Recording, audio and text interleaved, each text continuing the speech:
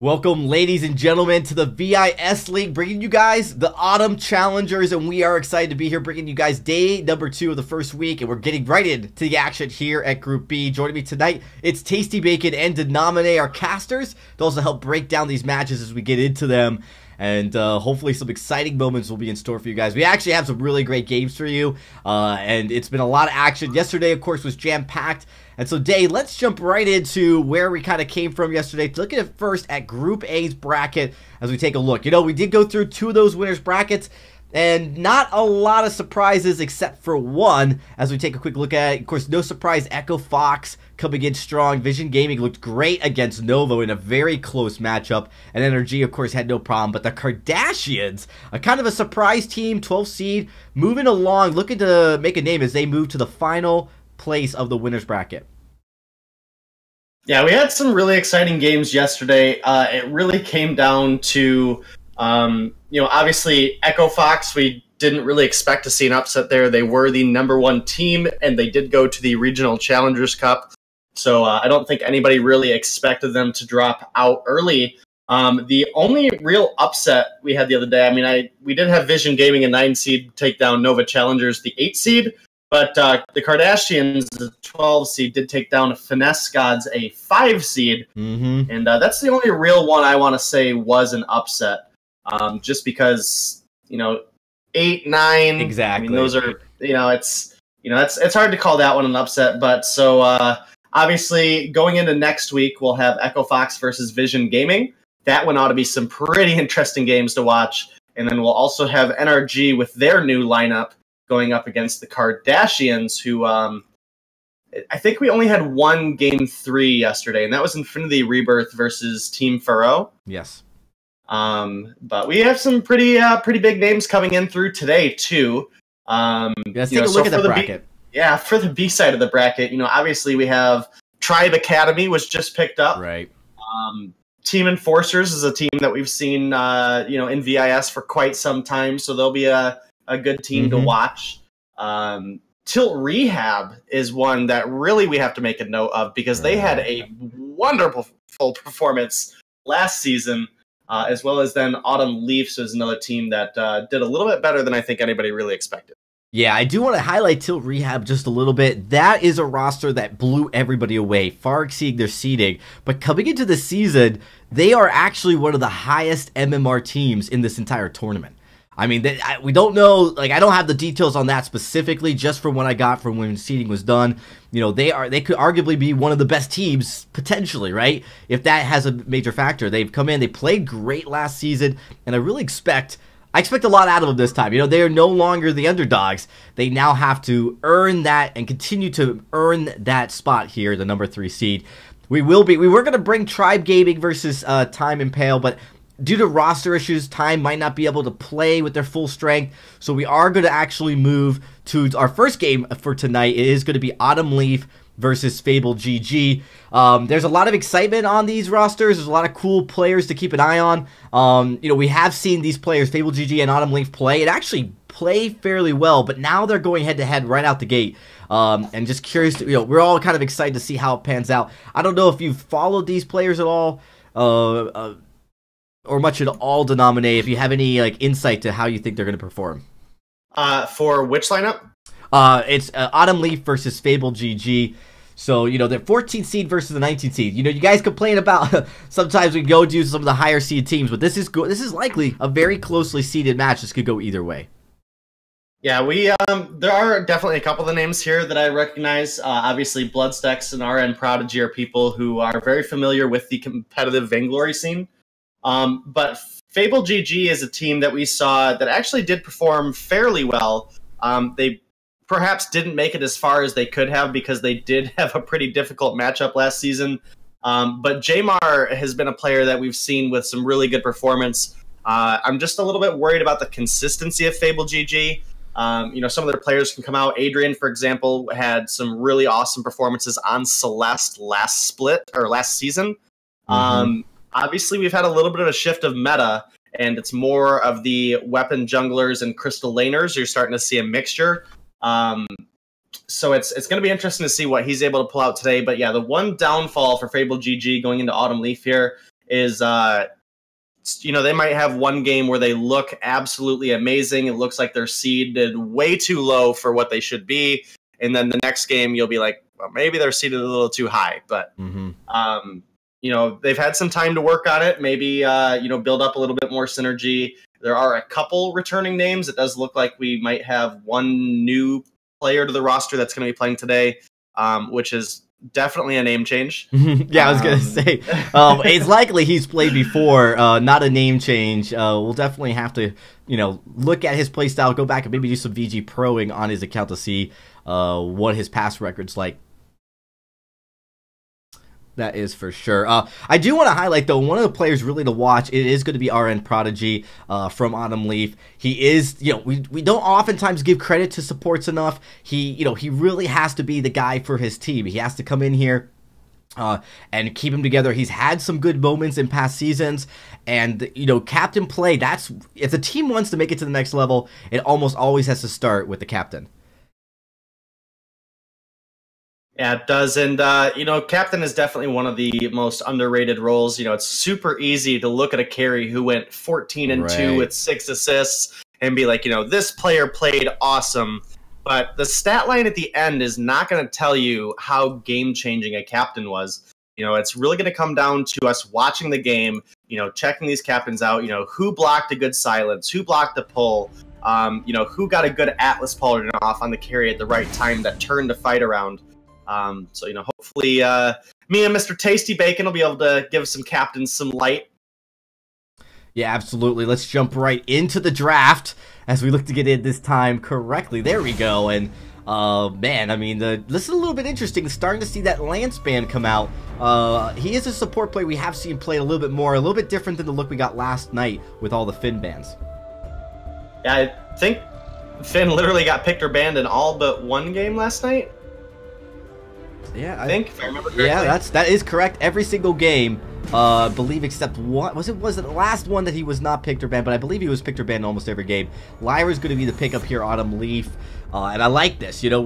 Grace is still on the board, but Lyra offers a lot of ability to keep keep the assassins back. So you do give it protection there, and the heal, of course, is so strong.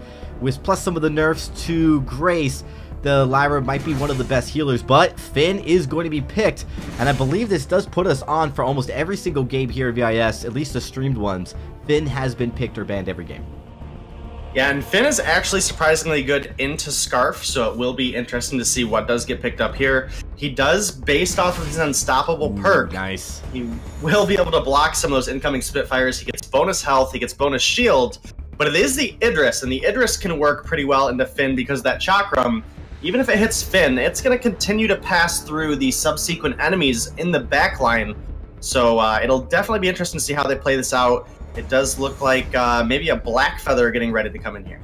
Or Cruel. It's going to be the Black Feather. I think this is good. There's a lot of crowd control here on the side of Fabled GG. And one of the things I love to see is heroes that can negate that. If you get pulled in and you're Idris, you could just use your ultimate to jump right on the Finn. You could avoid any stuns or any kind of damage there and then reposition. Black Feather's the same way. You can get away from, you can get stunned early, but then use his Rose Offensive to move into a more defensive position. And I really like that decision making. Also, a lot of burst damage that stacks, which, a slow hero like Finn, this is why we kind of surprised by Finn. He's easily countered with certain compositions.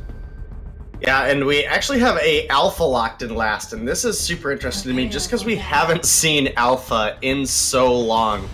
I am a little bit worried, though, with the Finn pick here, because obviously Glaive with the Afterburn and Alpha with that Prime Directive, they're going to be looking to dive in and get to that back line and make it difficult. And both of those picks are very good into Idris because of the, Idris is good into squishy targets. I'm worried they're going to get too far away from Finn. Well, we'll just have to wait and see as we look to jump into this matchup here. Going live right now as we get into game number 1 between Fabled GG and Autumn Leaf.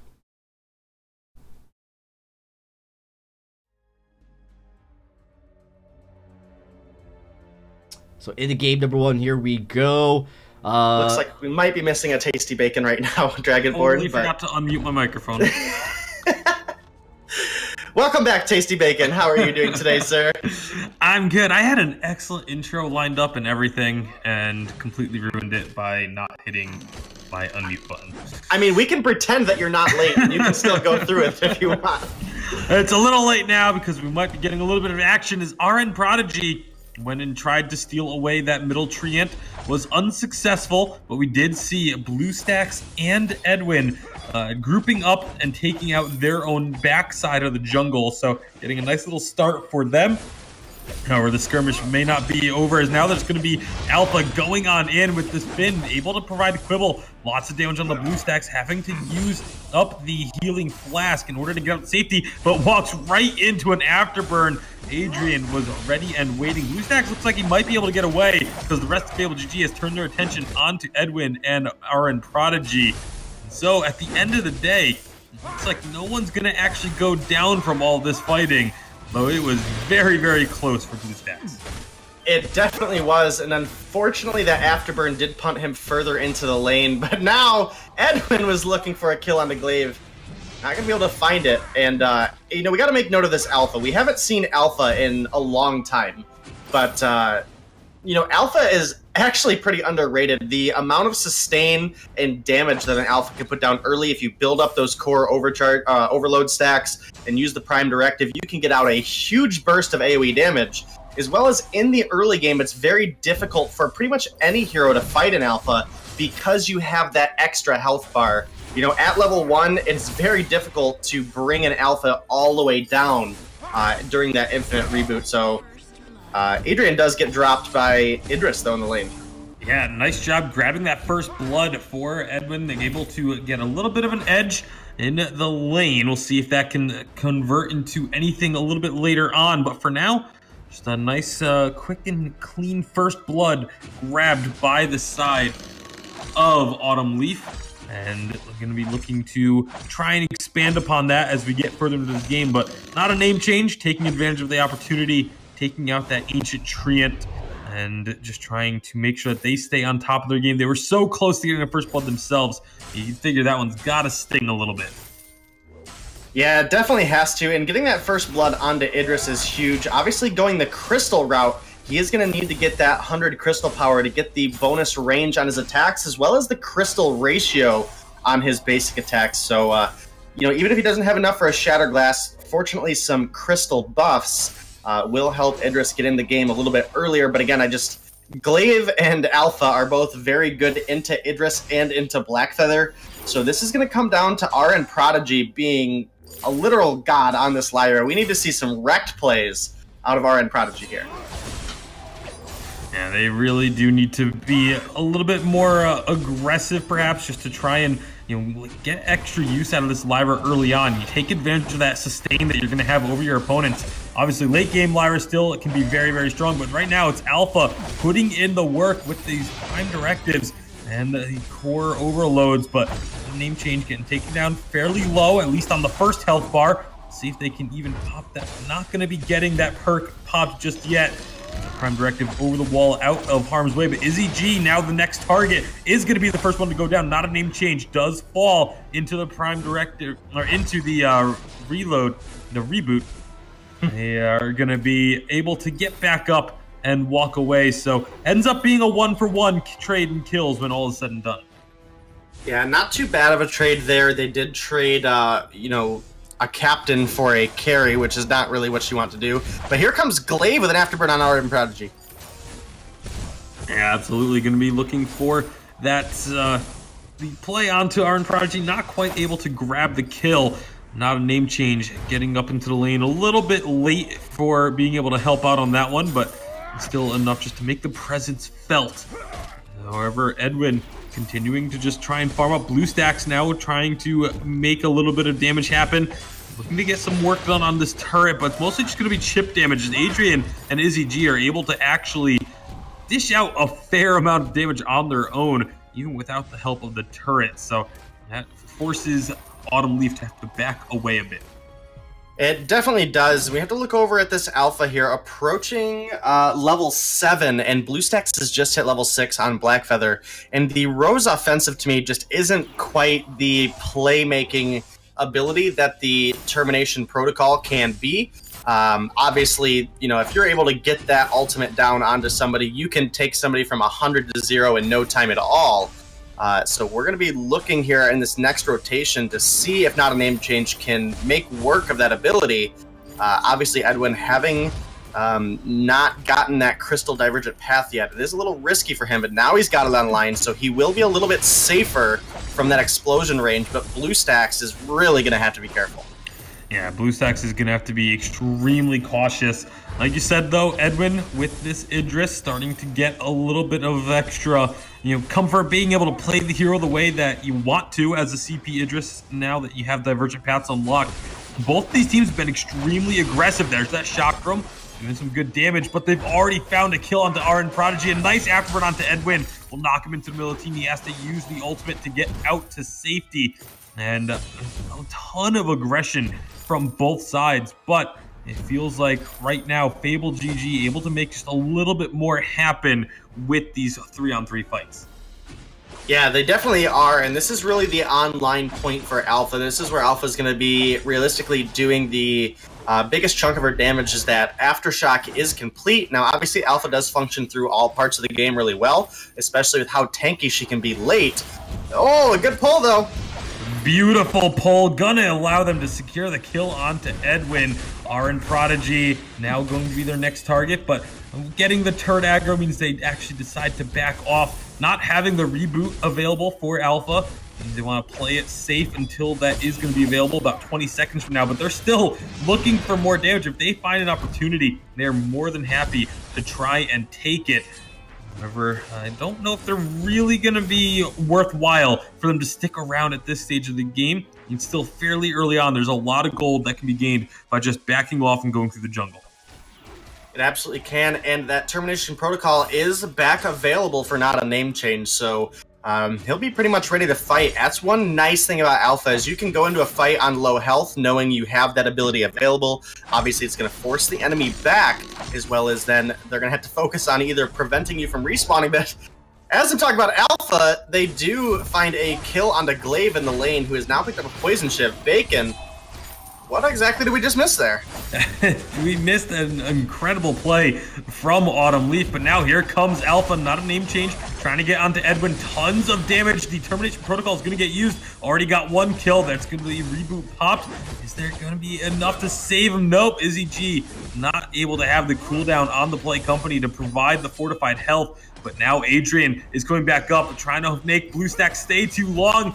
It's the afterburn, and that will solidify it. RN Prodigy will be able to recall out to safety, but Taname, these two teams are at each other's throats.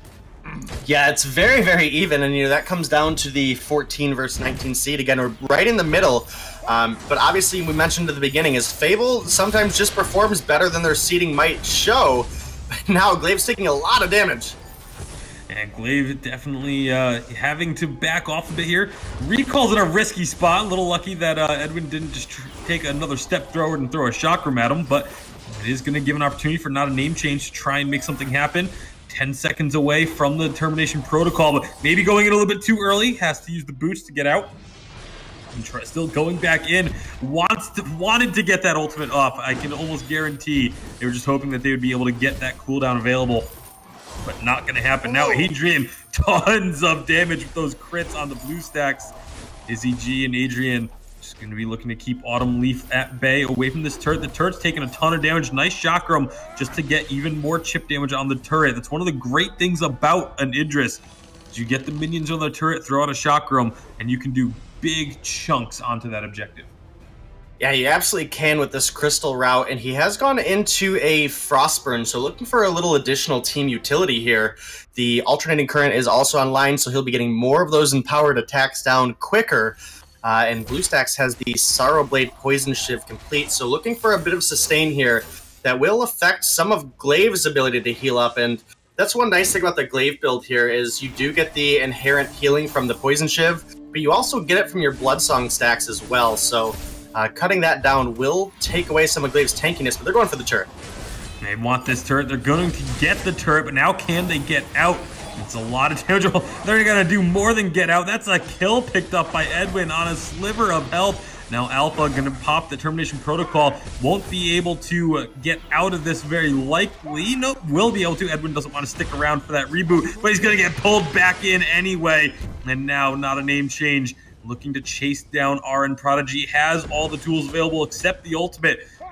Not going to be fully willing to commit to it. Instead, just going to settle for some of this jungle. But if RN Prodigy sticks around, they could end up paying the price. And now, not a name change, one attack away, but the portal comes out. BlueStacks comes in, name change, still going after this, and is going to end up falling, getting way too greedy at the end of the day. Yeah, absolutely. If he would have been able to find that one Aftershock proc, he probably would have got the kill, but being that low on health with absolutely no charge on your ultimate is super risky, and he ended up paying for it with his life.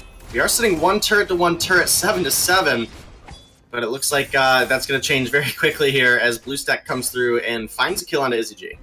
Yep, able to get that aggression down. And again, these two teams have been just constantly back and forth. We're just about 12 minutes in, and the scoreline is 8-7.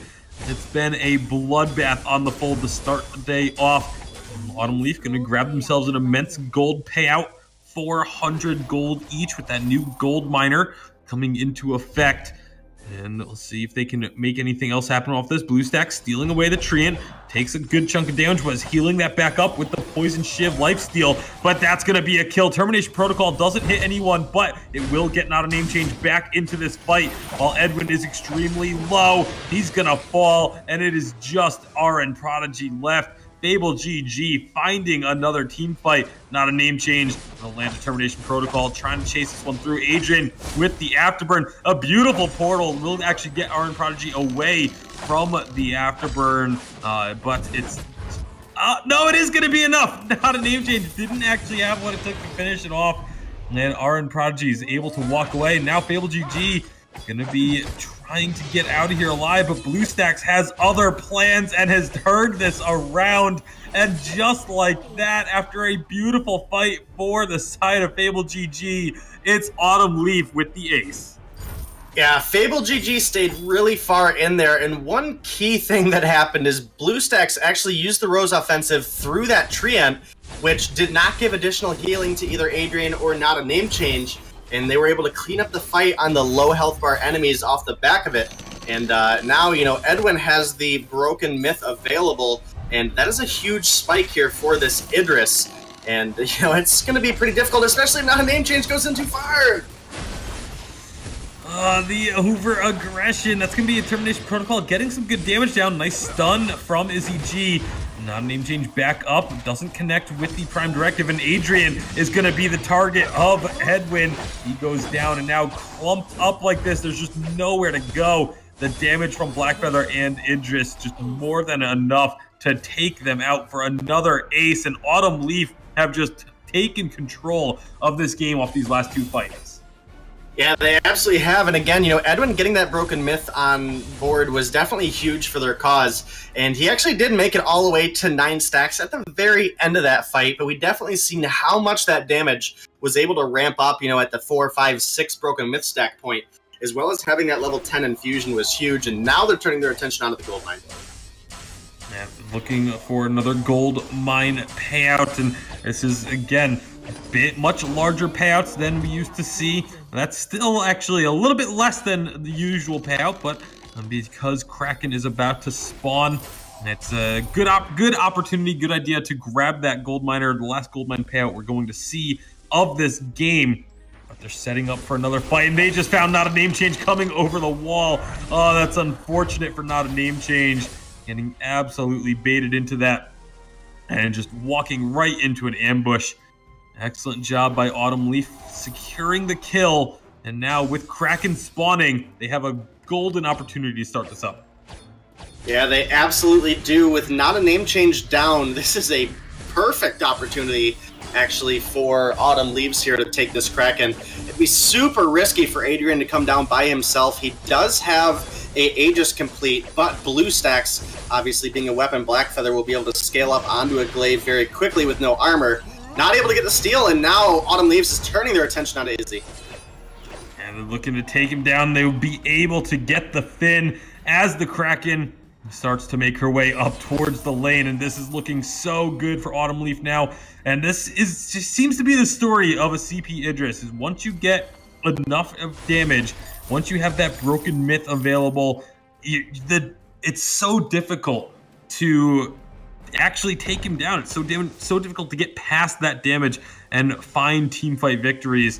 And that's why we're seeing so much more priority on this hero, or at least should be seeing so much more priority on this hero. But now as Kraken makes her way in, one last fight attempt for the side of Fabled GG. If they can't win here, then they will be going down in this series, and that's going to be the first kill just about coming through. Not a name change, just trying to get damage onto the Kraken, trying to get out of harm's way, but will get popped in the reboot phase. Adrian is the next target. He's going to go down as well. Izzy GG should be able to get back to the Sanctuary, but it just isn't going to matter if he's alive or not, because Kraken and the rest of Autumn Leaf are on to the Vein Crystal, and they are taking game number 1. Game number 1 is going to go to Autumn Leaves, so, you know, they are the 14 seed versus 19 seed, so maybe showing a little bit of their power here. But, you know, realistically, it was looking really good for Fabled GG. However, they did lose out on a couple aces by just staying a little too long and chasing, you know, a captain that's super low on health. And that's really one of the turning points that cost them the game, in my opinion. And, you know, Izzy G, you got to get the Bakudo fin skin. I mean, it's super, super buff. Yeah, it's like the only reason Finn's being picked, right? Great gameplay. Again, maybe a little bit of over-aggression for sure coming out of Fabled GG on a couple of instances, but great job by Autumn Leaf to take advantage of the opportunities that were offered and being able to then get that lead and secure all the way to the victory. And to help us round out that game, we'll be jumping over to the desk with Dragonborn. Oh, guys, thank you so much. That was a pretty exciting matchup, and unfortunately, Fabled looked like they had a mid-game spike, a power spike where they were taking advantage. The Glaive, played by Adrin, was really, really hard to handle, but as we got into the late game, the Black Feather and also Idris. We've talked a lot about this denominator. Let's break it down even further. Idris seems to have come into his own this update. He's definitely had a lot of momentum in 2.7, but in 2.8, with some of the nerfs to the other heroes, with like some lifesteal nerfs, it seems like Idris just has the kit perfect for this update, and he really is getting a lot of action so far. Yeah, he has. And Idris has been a hero that we've seen for the past couple updates fluctuate with the weapon and crystal routes. He obviously still can go that weapon power route and get some poke damage down with the chakram, dive in and be that assassin that he is. Or like we saw this game, it does take a little bit longer to ramp up. But once you get, you know, a 3-item spike online for a Crystal Idris and those Broken Myth stacks start ramping up, if you're able to hit somebody with both passes of a Chakram, let alone if you hit the whole team with both passes of a Chakram, you can bring people from 100% health down to, you know, a quarter in a matter of a second. Yeah, that's definitely something that, you know, he just creeps, he kind of creeps up on you, and next thing you know, you're getting bursted as you combo those abilities. Plus, he has probably one of the best escapes in the game. It's something that is really hard to pay attention to. You never know which way he's going to go, and it's what makes him absolutely a monster to deal with, for sure. RM Prodigy on Lyra, though, especially in the late game, really showing up, and we did say he was our player to watch, as it's really important for his team. You know, the synergy that they bring really is the difference maker in these early rounds where the seeding is so close. You can't leave anything up for chance. You've got to play absolutely your best game here every single night. We are going to be getting into the next matchup, game number 2 of this series, and Fabled GG has a chance to get back into this game. You know, it's worth mentioning that, you know, like, this is the best of 3. It's not over just yet. So what are some of the things they could do, Day, to get in? I mean, I wasn't really horribly upset with that comp, but we talked about the Finn pick. You know, Finn has strengths, but he's so easily countered by the right compositions. And as we got into the late game, it was so hard for Finn to deal with how quickly Idris and Blackfeather were running around him. Yeah, and that's the one huge downfall of Finn is the lack of mobility that he has. He did get some really good pulls in the early game, but as the game went on, just the pure speed of the Lyra, Idris, and Blackfeather made it very difficult for Finn to be a protector for his composition. You know, again, we were worried at the beginning that, you know, Glaive and Alpha might get too far away from Finn, and that was the case. They would go in, they were too far away from their carry, and then as they were running back, you know, they're trying to get to the back end of the fight, and there's nothing Finn can do against the mobile composition that Autumn Leaf had put together. They were able to chase through the fight, clean up Alpha, clean up Glaive, and then there's just nowhere Finn's going to go versus a Blackfeather, Lyra, and Idris composition. They were able to clean up the aces, get the Kraken, and push for the win. Right. It's that ultra mobility that we talked about, that when you've got that composition, Finn's so risky, even into something, you know, that potentially, you know, like a mage. And that's actually, I want to give a huge shout out to Autumn Leaf on that decision. They were looking to pick Scarf, and they went with the Idris when that Finn pick was out. And I think that was a great heads up play. This is what we talk about, teams that have that knowledge, that sometimes you can have good mechanical skills, but if you don't have the knowledge base to make that decision in the draft, that no, we need to be able to play around this Finn. This is going to be hard to deal with, and Scarf's not the right hero. I think we're talking about a completely different game if they had gone with the Scarf pick, and I really like the adjustments they make to make sure they're confident about that decision in the draft. This is something Fabled GG needs to be wary of. I see a lot of Finn picks, but I think that, you know, you need to be realizing that it can be countered, and you need to focus on that mobility or the counter of that mobility as you go into those games. We need some more lockdown. We didn't see too much stun, and that was other than the Finn, that was a big problem. I mean, the Glaive and the Finn were stuns, but it just seemed like they weren't able, once we got into late game, to deal with all the crowd control counters that we did see Autumn Leaf able to bring out in that game. We are just waiting for Tasty Bacon to get here. Once we do, we will be getting into game number 2. I don't know if Tasty's still with us.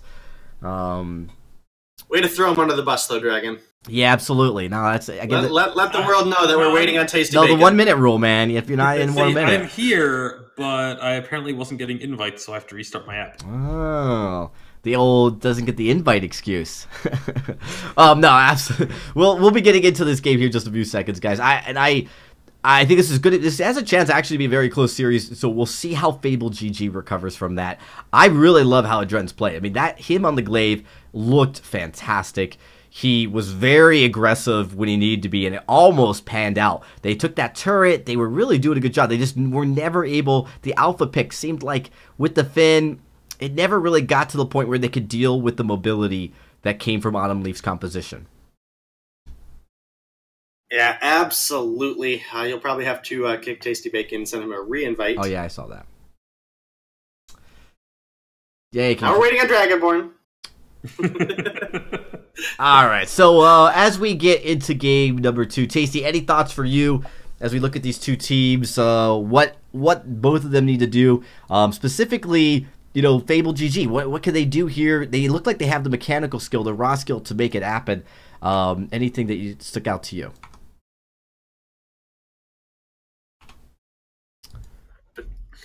Bacon doesn't have any ideas. I do like that we finally have Jamar in the game here, and he was one of the players that definitely helped carry Fable as far as they went last split of last season. So definitely going to be interesting to see them pull together their main roster here. Ooh, Cruel Band coming out. Some more. Yeah, sorry about that, Tasty. Yeah, Cruel Band. Actually, so let's talk a little bit about the Cruel Band. You know, it does mean that both Catherine and Grace have the potential of being open in this pick, but Cruel in 2.8, how has he really changed the meta day? Krull has made the Crystal Laners really, really viable. Obviously, able to get in, shut down a target. Obviously, he has a lot of crowd control in his kit. The Shadows Empower Me, his heroic perk, as well as the stun coming out of the From Hell's Heart can make it very difficult for heroes to make it to that backline onto heroes like Scarf and Celeste. And, you know, that really allows that Crystal hyper carry to come online. Yeah, exactly. The weapon junglers and the sustain he brings, plus great counter into those crystal jungle, you know, those crystal laners or any really high-powered output damage dealer. He can put those stacks to reduce it. Autumn Leaf going to pick up the Glaive this time, but they paired it with the Lyra. And we're seeing a little different look here with the Lance Band game 1. Now it's picked. Is this a pick that maybe Autumn Leaf was aware of, that Fabled GG might be really good on? Or, you know, actually, I think Lance was picked banned second. So this time, Fabled GG really wanting to make sure they got that Lance pick. Yeah, they absolutely are, and that's huge for them here. Obviously, with the the Vox as well, that can be a huge pickup for any team. It's a hero that we haven't seen run Crystal Power in a long time, but I wouldn't want to rule it out either. So definitely something to look forward to here.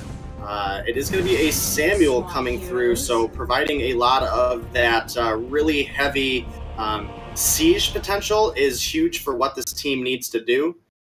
But Autumn Leaf, what I love about their composition is the fact that they're going to be able to put Celeste up in the lane potentially. Actually, BlueStacks, it could go either way, but they're able to like keep that flex, but they have so much damage when they get to late game. I mean, just a lot of potential and a lot of stun outside of Lyra, and this is great. We already saw Prodigy on Lyra. He's fantastic on this. He's going to be able to provide heal, and they still are going to have a ton of crowd control. Yeah, they absolutely are, but Edwin getting on this Celeste should make it pretty difficult for Samuel or Vox to get into a decent position. So we'll have to see how this game turns out. Obviously, Autumn Leaves is up 1 game right now. They are, as we jump into this game number 2. We'll see if Fabled GG can push us to 3 games or if it will be a 2-0 as I kick it over to our casters, Tasty Bacon and Denominate. All right, Fabled GG. They showed some signs of life. They showed some really good plays in game number 1, but unfortunately tried to push it a little bit too far, and it ended up costing them. So we'll see if they can rein it in just a little bit here in game number 2.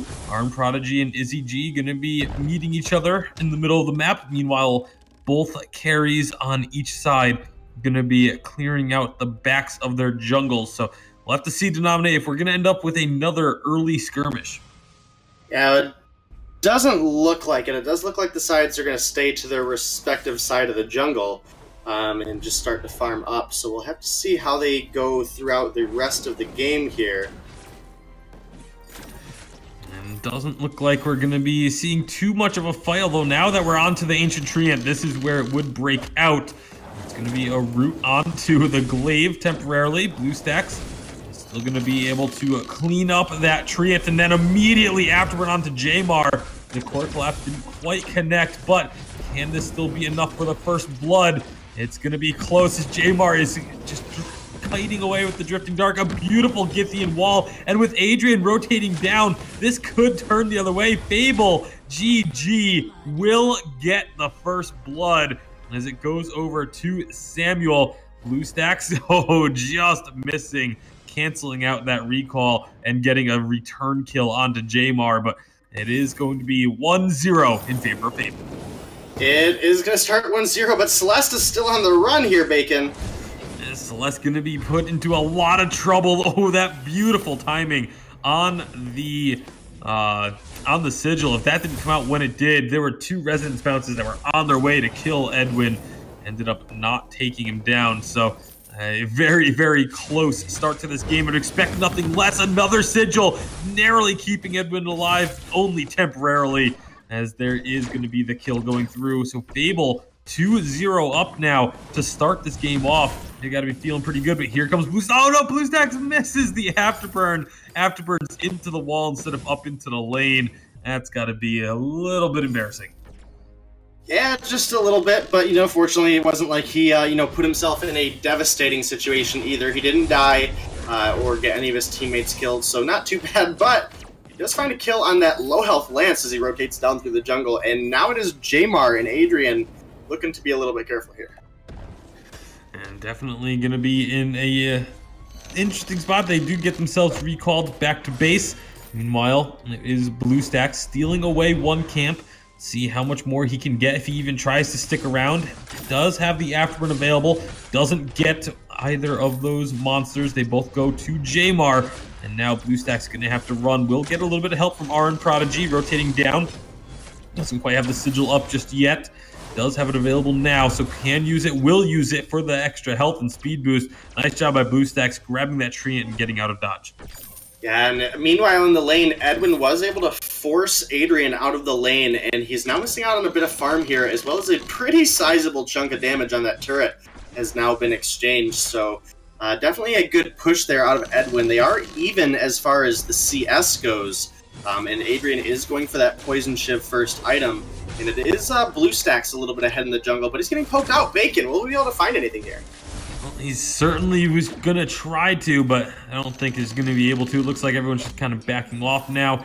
Rotation back up to the lane. Adrian on this box. Looks like he's going for the Poison Shiv first item. Makes a lot of sense against a Lyra. You want to be able to diminish that healing as best that you can, because it can be really oppressive to go up against a team that has that extra healing while you do not. And so it's just going to be, like I said, Poison Shiv, and then we'll see where he decides to go with the build from there. Right now, Edwin getting some good damage onto Adrian, but a nice root from Izzy G. Not going to be able to be followed up upon, however, because Adrian was backing away. Poison Shiv for BlueStacks. That's an interesting decision to see on a Glaive when there's no healer on the opposing team. But now, all of a sudden, Jamar, he's going to be in a bit of trouble. The Impale doesn't connect Izzy G. It looks like he's going to be the first one to fall in this trade. Edwin, BlueStacks, and RN Prodigy just going to be moving up towards this lane, maybe getting some extra damage down there. But Jamar sticks around and will help Adrian to make sure that the turret doesn't take too much damage. Yeah, and Edwin is low health, low energy. He does have to be very, very careful here. He's going to make it out, though. Jamar, it's going to be probably a Frostburn first here on the Samuel, just because that Frostburn does provide you with so much actual utility with that slow. Obviously, able to spam out those abilities is absolutely huge for him, as Glaive comes in with a good afterburn, Bacon. And they are definitely going to be looking for a lot of damage onto Adrian. He's so close to falling, but is going to have the safety of his teammates there. Now some lifesteal from the rest of the team to try and chase them out. And again, both of these teams being extremely aggressive through the early game. This was what we saw in game number 1, and it has not let up all that much here in game number 2. Edwin rotating down. They've got Izzy G and Jamar here available if they want to try and go for it, but instead it looks like Izzy G is the one that wants to try and fight. Adrian just going to go back up into the lane and continue farming while the rest of the team backs away. Absolutely is going to. So far, this game has been pretty slow compared to last game. It was a lot of really back and forth fights. The aggression is still there. We just haven't been able to find a clean enough fight for a kill. And that is definitely something to make note of, as Edwin gets dropped very, very low, but is going to make it out. So far, these teams are looking pretty evenly matched, and that's really what we like to see here on VIS, and these challenger teams showing just how tight the competition has been getting in North America. And it's really impressive stuff from both of these teams. The fact that they are so evenly matched and constantly willing to just throw themselves at each other and try and make a play happen. There's an afterburn onto the box. And get followed up a bit, but not enough. And now that's going to be the Lance setting up the kill. And it's all of a sudden Fable, the one's able to come out on top from the Autumn Leaf aggression. And it's feeling a little bit like deja vu, where one team will start the fight, but their opponents would be the ones that end up finishing it. So we'll see if that continues to hold true as we go further into this one to nominate. But RN Prodigy needs to be careful, a little bit low, but with the rest of the opponents retreating into the jungle, clearing out some of that, some of those monsters, going to be just looking for a little bit of gold to steal away, just trying to take any advantage they can. But Autumn Leaf looks like they want to chase this down. They want some blood here. I'm not sure if they're going to be able to find it. Yeah, they shouldn't be able to. Fortunately for Fable, they did make it far enough back into their jungle to be safe. They're still fighting though, Bacon. I'm not sure how this one's going to come out. Samuel can do a lot of splash damage here. He definitely has the potential to down that corridor. Plenty of damage. Oh, beautiful core collapse will potentially keep Lyra safe. She does get up into the brush, starts to recall. Actually cancels it, even though RN Prodigy could have gotten back to base, but decides to stick around for a little bit here, which is interesting, not having a whole lot of energy or health. You know, there's not a whole lot Lyra's going to be able to do to help the team. He's able to put down a sigil now and then recall. I guess it was very risky to stick around. Fortunately for RN Prodigy, doesn't end up costing them. But now Fabled GG again going to try and steal away some camps, but a core collapse, stuns up 2. Afterburn is going to be looking for the angle, does knock Adrian back in, but the Oblivion comes through, not in time to save his teammate. However, it is going to allow Fabled GG to turn this around. Jamar trying to get the damage out onto BlueStacks. BlueStacks will get the heal from RN Prodigy. Now Jamar still looking to kite this out with Izzy G, but again, these teams are so aggressive, constantly fighting and constantly trying to make the play that could snowball them the game. Yeah, and I'm actually surprised that BlueStacks didn't go in there. The heal was available from RN Prodigy, and the Drifting Dark, the important thing to note on Jamar, was unavailable to him. So I think with the burst that Glaive has, he probably could have gone in and picked up a kill there. There's that burst on Adrian.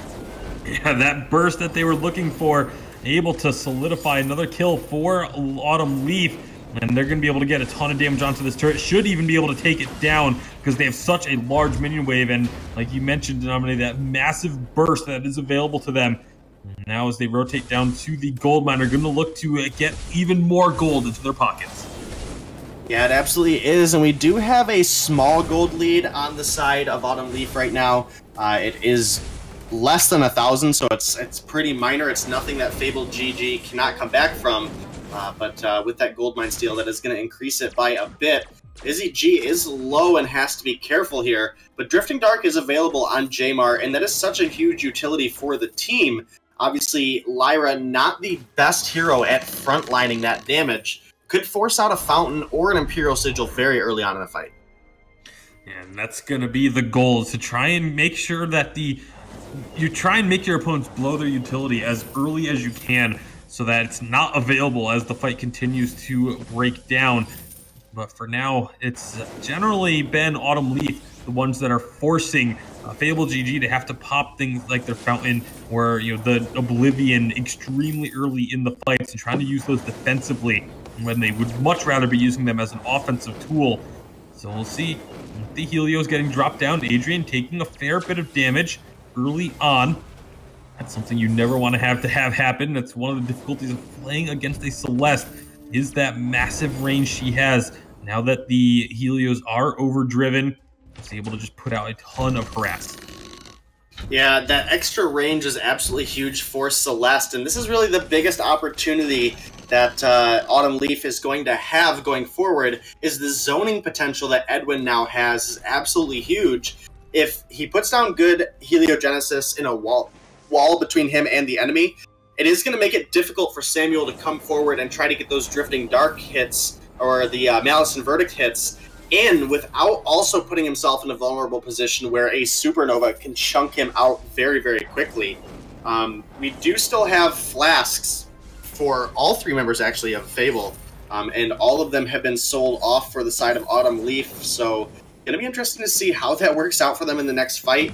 I think you do drop that item around this mark and just try to get either more damage or defense because of that long cooldown.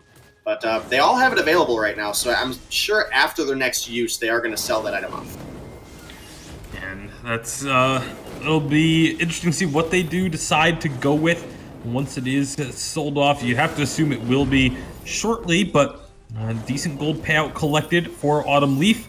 Still 4 kills apiece, but still a 3,000 gold lead for Autumn Leaf, just as a result of taking that turret and having a little bit of extra farm, and those gold miners almost taking down Adrian right off the bat. But now it's going to be the return damage coming out from Jamar, and Adrian going to be forcing BlueStacks away, gets the heal from the Lyra, and they'll just rotate back up into the lane now, looking for an opportunity to perhaps maybe find another fight. BlueStacks still very low, so they're going to want to be somewhat careful.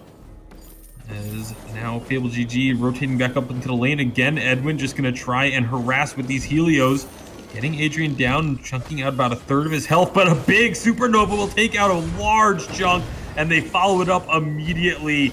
Excellent decision-making from Autumn Leaf to recognize they had the opportunity to close out that kill, and doing so in a hurry. Now Jamar trying to help defend this turret with Izzy, but the turret goes down. Jamar almost going down himself. Gets the Oblivion off, but it would have been blocked if it had connected. And now they can continue to push up. Autumn Leaf wanting even more, although Adrian has respawned, so they're going to have to be careful. Adrian is available and is very healthy. And with this 3-item Vox, we know just how potent it can be at getting that damage down quickly.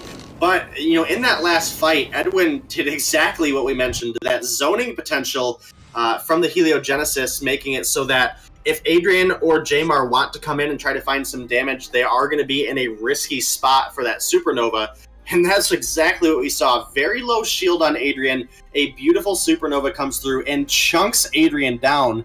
And when paired with the burst that Glaive has, it's a pretty devastating combination of skills. And Jamar almost dropped as well, but was fortunately able to get out. But he has that Broken Myth online and the level 12 Infusion. So if they want, if Fabled GG wants to make something happen, they need to do it now while Jamar is infused. And he needs to get some Broken Myth stacks up before the fight begins. And then just push very hard with the Drifting Dark and the Malice and Verdicts. Yeah, for now, most of the Drifting Darks have been very defensive. A lot of times just throwing them backwards and trying to kite away from the opponents. And that's not necessarily a bad thing as long as you can keep the fight going long enough for the Drifting Dark to come off cooldown again. But that does take quite a bit of time. Oblivion's going to put all three to sleep. A huge opportunity for Fabled GG. But Kraken has just awakened. Jamar is going to be the target. Gets stunned into the wall. Solar Storm rips through them. And Autumn Leaf all of a sudden finding themselves an opportunity and winning this fight decisively. Izzy G is not going to be able to get away, and an ace as Kraken spawned. The worst time to lose a team fight. Yeah, terrible time to lose a team fight, especially against a Celeste who's going to come up to the lane with his ace wave and push down the choke point turret before the Kraken's even taken. That's going to give Celeste time to rotate back down, shop, pick up an extra infusion. Already 4 items online for Edwin. So the damage coming through from Celeste on this next push is going to be absolutely huge. And, you know, that was such a beautiful Solar Storm from Edwin. Direct hit through Jamar and Adrian, chunked them both super low. And it was actually RN Prodigy with the basic attacks coming out of Lyra was able to get that range and finish off the kill. You definitely can't count out that Principal Arcanum when that missile comes through and hits you. It is a small packet of damage, but sometimes it's just enough. And that's gonna be the Kraken pushing in. If they can't find an opportunity here, Fable once again on the back foot. Need to find a win here, or Autumn Leaf will take the series 2-0. Fable GG need to find an opportunity, and they had a great chance around the gold mine. Unfortunately, we're not able to capitalize. A nice afterward onto Adrian. The Oblivion does get blocked, and Adrian is already dead. This is not going the way Fable GG would have been hoping. Izzy and Jamar caught in the core collapse. One of them blocked it, but now it is just 1 versus 3 with a Kraken. And it looks like Autumn Leaf are going to be able to take this one. Jamar still doing what he can. Finds 1 kill. Could actually find another here. Has blue stacks and Edmund very low, but the stun comes out. And now Autumn Leaf realized that they need to actually put in the effort to finish this one off. As here comes Adrian. They get the kills. Can they take down the Kraken in time? It does not look good. Kraken very close to finishing this game off. 1 more attack should do it. And that will be game over. Autumn Leaf picking up the victory 2-0 in the series. Yeah, 2-0, and, you know, looking at the turret count, it really doesn't explain just how close this game was for a large majority of it. As well as even looking back at the first game, these teams were very, very close. However, it was Autumn Leaves finding just the right positioning on the Celeste. BlueStacks being very aggressive with the Glaive, was able to set a lot of plays up for Edwin to get some big damage down, and they were able to clean up a fight. Unfortunately, they did get aced there at the end, but the Kraken had already done its work, and you know, that last basic attack coming through. If it would have needed 1 more basic attack, we might have still been in this game, but you know, Vane's destroyed, and that is Autumn Leaves taking a 2-0 victory. So we'll be heading over to the desk with Dragon to get us prepared for the next game. Yeah, it was a great matchup. It was close, like you said, to nominate. It was not reflective necessarily in the turret count, but the kill count did a great job. Back and forth fighting. And it just seems like when we talk about synergy, this is where when you get to the end of the game, the late game, how you fight mechanically, how you decide, all that decision making, that's the sign of a more experienced team. And I really think Audibly, they showed that today. You said just a few seeds higher, not a huge difference between Fabled GG, but they showed that they played really well, especially the Lyra play by RN Prodigy as we got into late game, making a lot of decisions. Not necessarily that late game portal decision. He almost killed himself, actually, as he went to the base. But, he really was instrumental in keeping his team alive in those fights, especially we went later to the game. The game got really intense.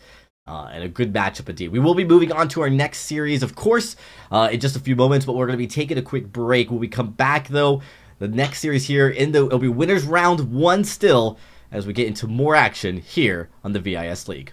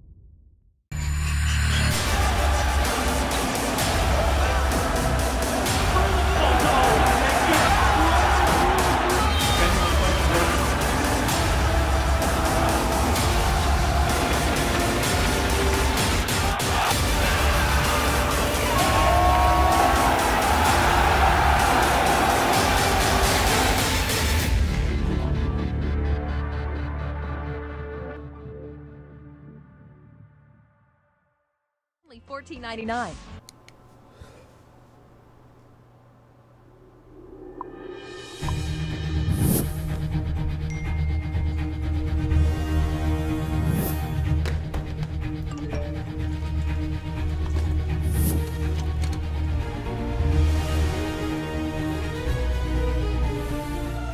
Don't miss the call. Download Band. Communication made easy.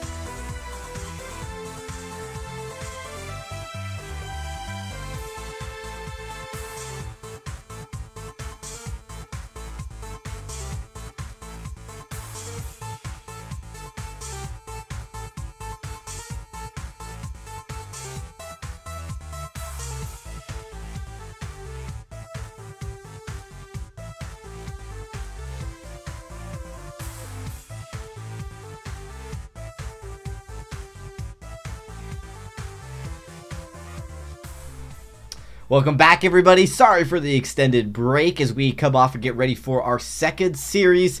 I'm your host, Dragonborn, and we are getting into the next matchup here in the VIS League as Group B kicks off their action here. Of course, we came off a really close one. This one may not be as close, and let's talk a little bit about it, Denominate, because this team that we'll be featuring here, Tilt Rehab, came off an incredible season last season, actually, and really stunned the world. They were a much lower seed. Not a lot of people took this team seriously. They upset team after team, and they made it all the way to the top 4, almost making it the challenge battles.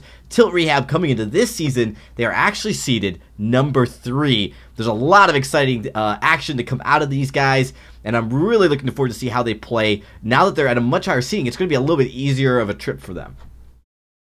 Yeah, it absolutely is. Getting that high seed definitely makes your first round or two a lot easier. So that is definitely something they have going for them. However, the winner of this matchup between Tilt Rehab and Team Epoch, is that what we're going with? I think it's Epoch or Epoch. Yeah, I mean, they'll go on to face Autumn Leaves, who we just watched win 2-0 over Fabled GG. So that is a 14 seed, but it is a strong 14. So Tilt Rehab, may be the favorite even, this game, and if they make it through to next game, then they'll probably be the favorite there. But you cannot underestimate Autumn Leaf either. Now we'll have to see. I mean, this is exciting challengers. These teams are actually pretty evenly matched, so always excited to see kind of how it comes together. We are about ready to get into the draft though, and as we jump in, anything you kind of any predictions? Well, more importantly, what are you looking for when you look at Tilt Rehab as far as how they play into this? As far as Tilt Rehab goes, I mean, they actually had a pretty decent hero pool going into last season, so it'll be interesting to see what we have going on. I think Finn is actually one that we saw Allie Peterson play last season, so getting that ban off the table definitely can have a little bit of effect here. The Catherine ban as well, that leaves Grace on the table, but it is going to be a first pick glaive for Tilt Rehab. Yeah, I mean, again, this continues Finn. I believe there was no Finn last game, so it might be the first game we haven't seen Finn, if my memory serves me. But this, again, continuing this very strong prioritization. Arden is the pickup here. We could be seeing a Rhyme or a Blackfeather.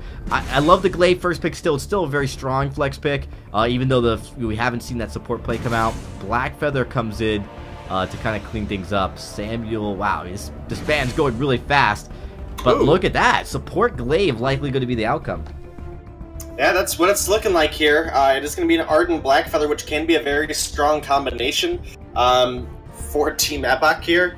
But the Vox and the Samuel is super potent, just in the fact that Samuel has always been that hero. We've seen him fall out of the meta a little bit here and there, but he's actually always been really good at rotating up to the lane, throwing down a Drifting Dart, getting that lane pressure. And it can do a couple things. It can force the enemy laner to miss out on some CS underneath turret, as well as you can get some of that additional damage down on the turret and keep the pressure up. But Taka is a pretty decent counter to Samuel in the early game if he can play it correctly. Yeah, I mean, the assassin play, it's definitely something you have to feel really comfortable with because you have to know your limits, really. Like, it could go either way. It's super dangerous. Samuel, if you don't kill Samuel right away, he comes back. Like, he heals up, especially once he buys that Eve, and it's really hard to take him down. But let's get right into the game. Enough talking about it as we get to the action. Of course, kicking it over to my casters, Denominate and Tasty Bacon. All right, we are ready to get underway for our second series of the day. Tilt Rehab, a team with a lot of potential. A lot of people are going to be keeping an eye on this squad as they make their run through the challengers. And one of those teams that has a ton of potential behind them. But their opponents are going to be looking to try and knock them down a peg, so to speak, and try and take over a little bit as one of the teams to watch. We'll see who's going to be able to come out on top. Miami, Trick, and Oscillate clearing out their jungle backs. Meanwhile, on the other side, it's still doing a little bit more of the traditional start, but sending Jazzville into the lane with a minion candy means he's able to shove this wave up very, very quickly. Yeah, absolutely going to be able to. The aggression down here in the jungle is not letting up, though, as Taka gets dropped very, very low. that is going to give Miami Trick the ability to push this wave into the turret, which is going to cause Jazzville to miss out on some of that CS. But not a whole lot. I mean, it is a whole wave. I mean, it is a lot, but he's going to get right back up here. Now Allie Peterson's super low. Yeah, Allie Peterson just going to use the afterburn to get out defensively. Able to stay alive. That's the key early on in the game. You don't want to be giving unnecessary deaths over to your opponent, especially at this early stage. That little bit of extra gold towards the late game, 200 gold isn't going to make much of a difference, but early on, that little bit of an edge can be the difference between turning, what could be a 200 gold can very quickly become 500, 600, 700 gold, and then all of a sudden you're looking at a couple thousand. Whereas if you just avoid that in the first place, then you can keep things even and then just look for your opportunities later on. Meanwhile, down in the jungle, it's going to be Oscillate. Nice job blocking the afterburn with the chitin, and is going to be able to prevent that first blood still from going over. But see how long first blood's going to be prevented is now. It's a big skirmish. Oscillate going very low, will be the first to fall to the Samuel. Crowley able to secure that one. Now with the Drifting Dark, lots of damage onto Miami Trick. Miami Trick is going to go down as well. Thardor going to try and answer something here. He gets one, but that's all he's going to be able to get, as it is a 3-for-1 trade in favor of Tilt Rehab. Yeah, 3-for-1 trade for Tilt Rehab, and more importantly, getting that first blood bounty and second kill gold onto Crowley is absolutely huge for them. 3 minutes into the game, will, after this rotation, have enough gold to pick up that Frostburn, so pretty early purchase for a Samuel, and that utility slow is really going to be one of the key things for Tilt Rehab here, going into a triple melee composition. And, we talked about the Samuel actually being decent into, or Taka being decent into Samuel. That's not always the case when it's triple melee, because you're susceptible to so much splash damage, but here we go, Bacon. Yeah, as Oscillate looking to get onto Crowley while they're trying to take the H Treant. Nice afterburn. The Troot from the Treant is going to lock up Thardor and Allie Peterson.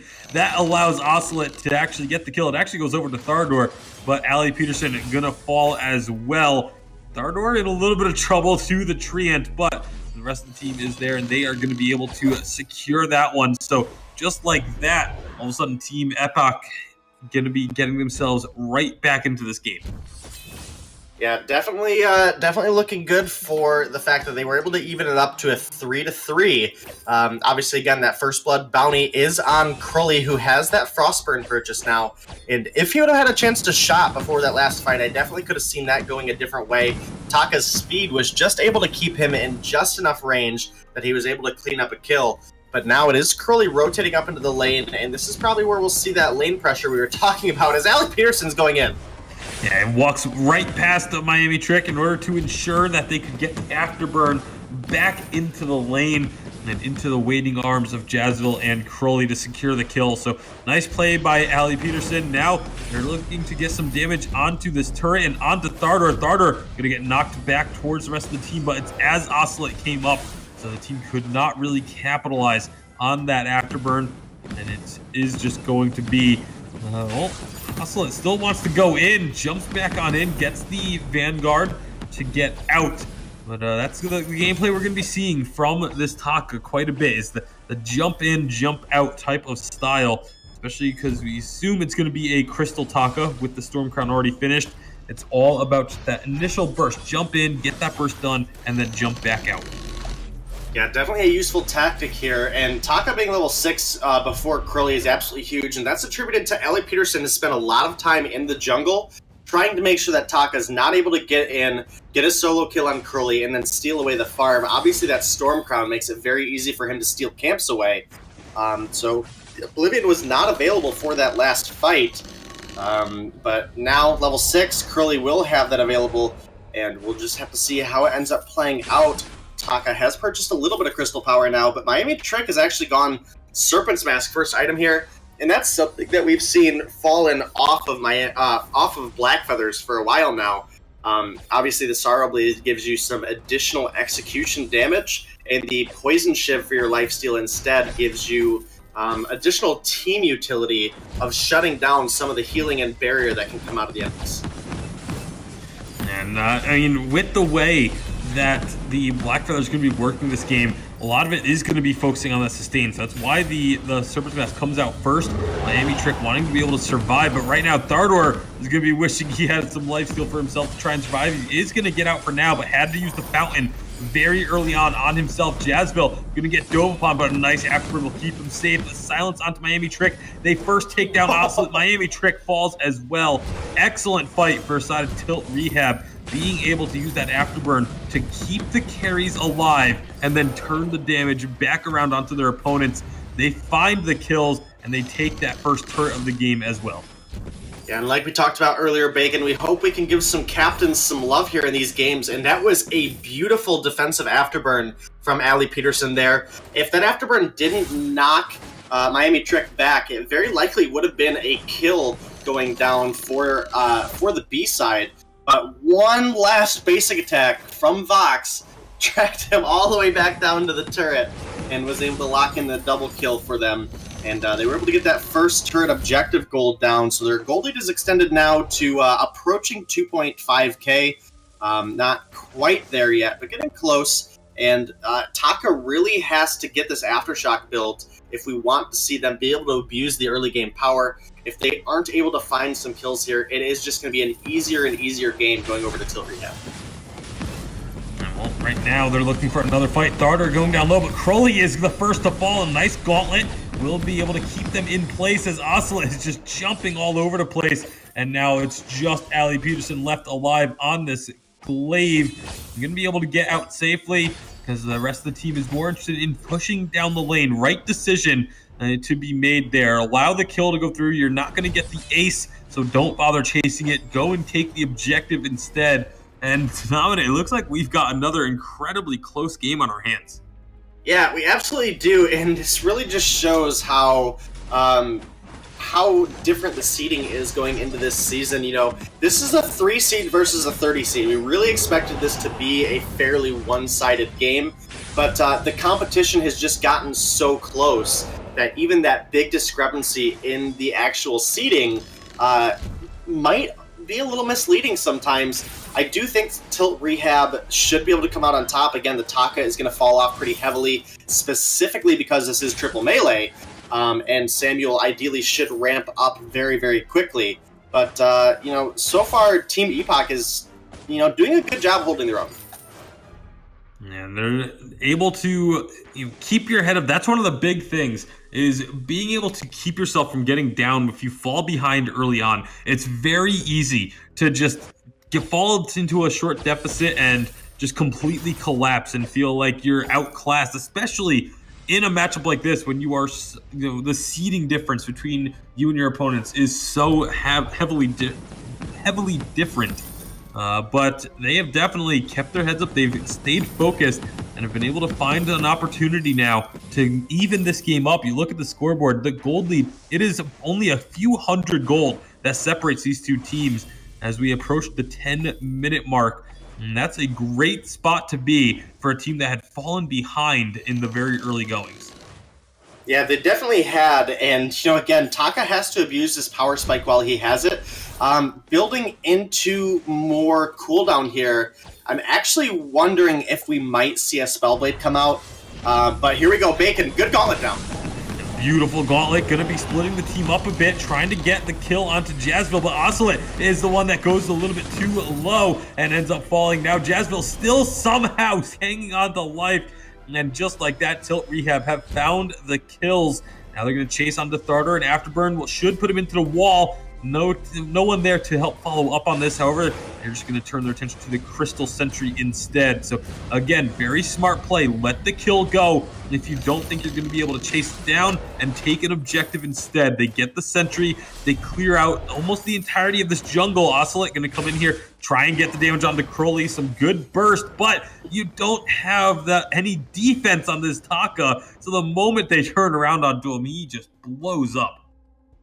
Yeah, and we do have the 6 Sins and the Chronograph complete here for Oscillate, so it does look like it is going to be a Spellblade, which is going to be the first one we've seen in this league, at least as far as the on-stream games go.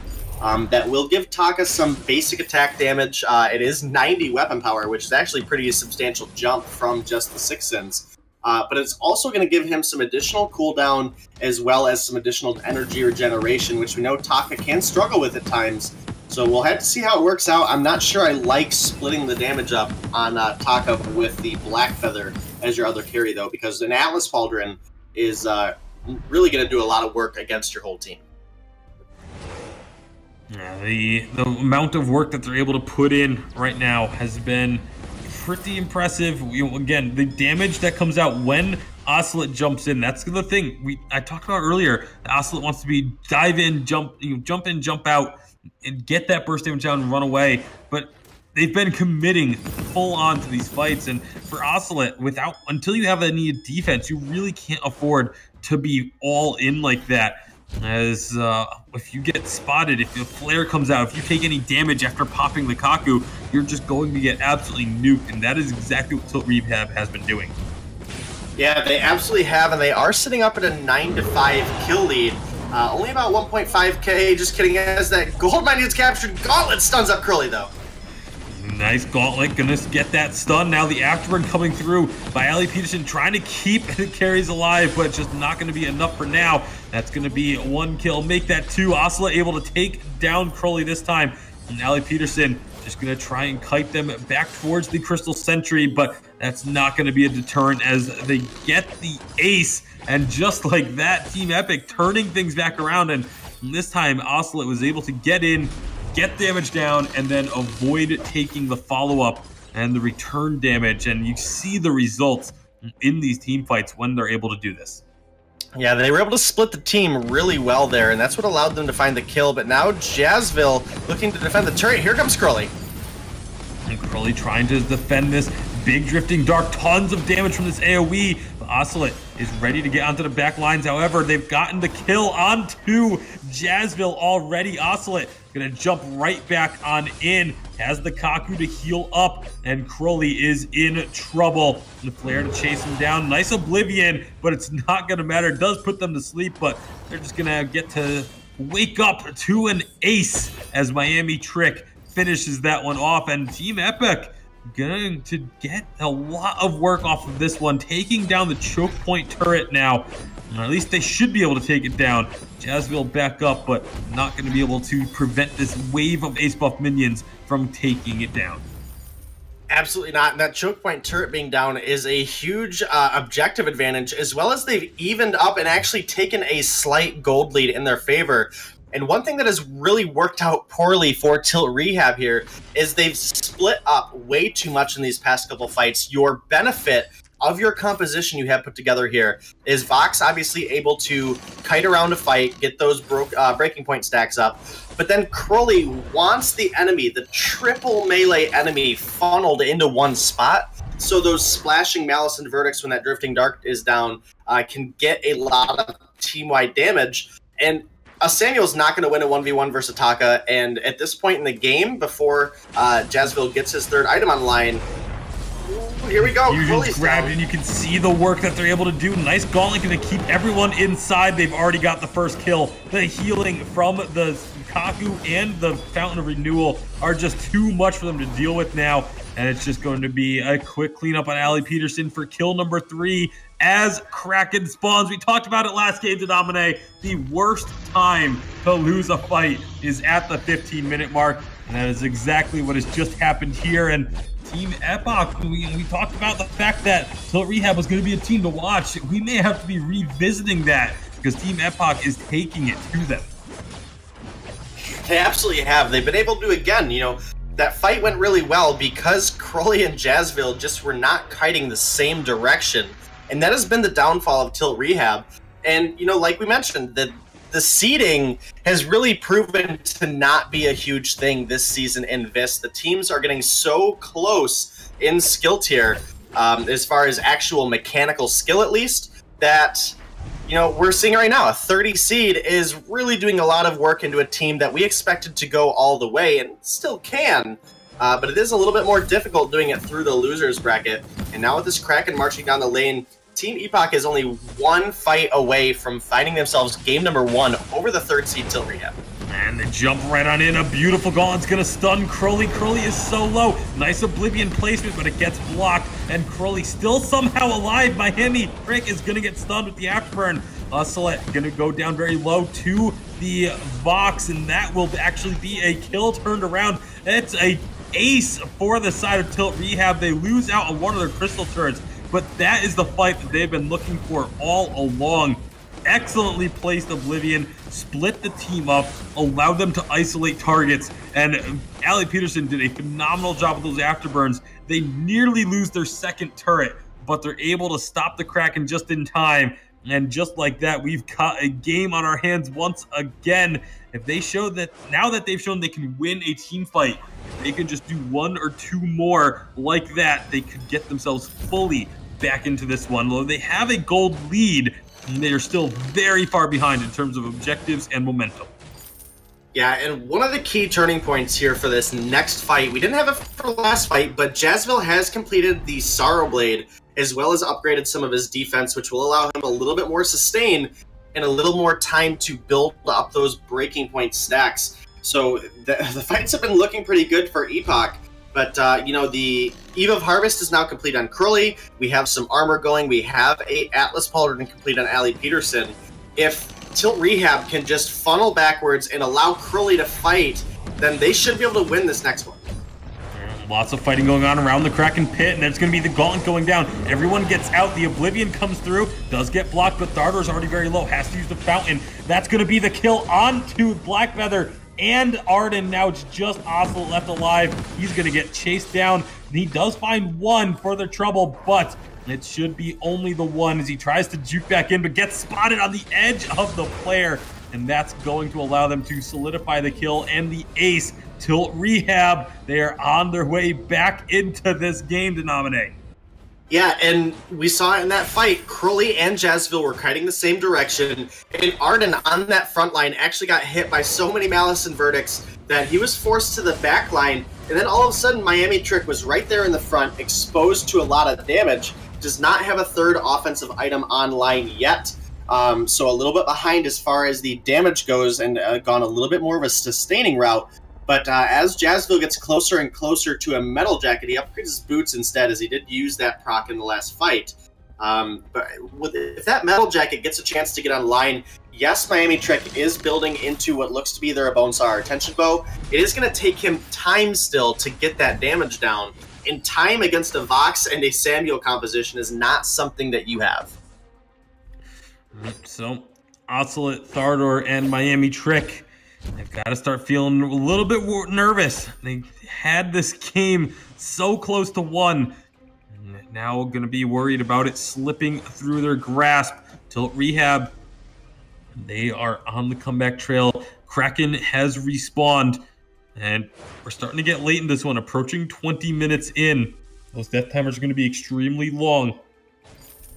Let's see, Team Epoch looking to set up, looking to try and find an opportunity to jump in and take one of these targets down. If they can take out Jazzville or Crowley right off the bat, it is absolutely massive. And it looks like they're going to try and do it here. They jump on into Crowley. Crowley gets himself out. Drifting Dark going backwards. Going to be cutting through. Nice afterburn. The Oblivion will take out Arden. And that is exactly what Tilt Rehab needed. They do trade one for one for now, but there's so much more health on the side of Tilt Rehab than there is on Epoch. And they take them down for the ace. And now Jazzville and Ali Peterson can work on this Kraken. They absolutely can, and what actually might be smart of them here is try to hold Kraken as long as they can so that Crowley has time to get back on the fold, catch up with the team so they can make an effective push together. 18 seconds to go. It shouldn't be too far off, but obviously we don't want that Kraken getting a little too far ahead and taking damage before the team is ready to fight. There is gold in the pockets of Crowley to renew an infusion before he leaves base. And it'll be interesting to see if Jazzville does renew an infusion as well. He should, and he does. So now Crowley's on the board, coming down to meet up with the team. This Kraken push really could go either way. We see all too many teams throw a fight with a Kraken push. And with only one turret left, throwing a fight here is not an option for Tilt Rehab. Ali Peterson did just pick up an Echo as well, so it's going to be able to echo the Afterburn and apply that crowd control twice. We'll see if that becomes a big factor in this fight. Ocelot looking to try and find a way onto the back line. Are they going to pull the trigger? It jumps onto Crowley, but immediately the rest of the team collapses. A nice gauntlet's going to get blocked. And they've kind of backed everyone away. And this is fine for Side Tilt Rehab. They're preventing Kraken from taking too much damage by just being a threat, but they were able to prevent themselves from taking too much damage. In the meantime, first turret goes down. There's the engage from Ali Peterson. Is that too deep, though? Now, all of a sudden, Ocelot is able to get into the back line. The Oblivion gets blocked. Miami trick, and they find the first kill. That's going to be another Afterburn coming through, but it's just not going to be enough. They found the second kill, or are about to, onto Crowley, and that's just Ali Peterson left. They don't even need this ace, but they can take it quickly enough, or if they can, it's going to be chased down here by Ocelot. Well, as you mentioned, one turret left. They need to stop going for this wild goose chase. They let Ocelot finish it off. And now, with the ace buff to themselves, healing up, they can easily go in and end this game. The turret is so close to dead. It's not going to be standing for long. And then it's just a race. Them versus Kraken. 3 players are going to win that every single time. And Team Epoch, however we're going to pronounce it, has taken game number 1 off of Tilt Rehab. Yeah, it's actually wonderful performance out of Epoch here. They were able to obviously take down that 3rd seed, so that's looking really good for them going forward. That has to be a huge confidence boost for your team.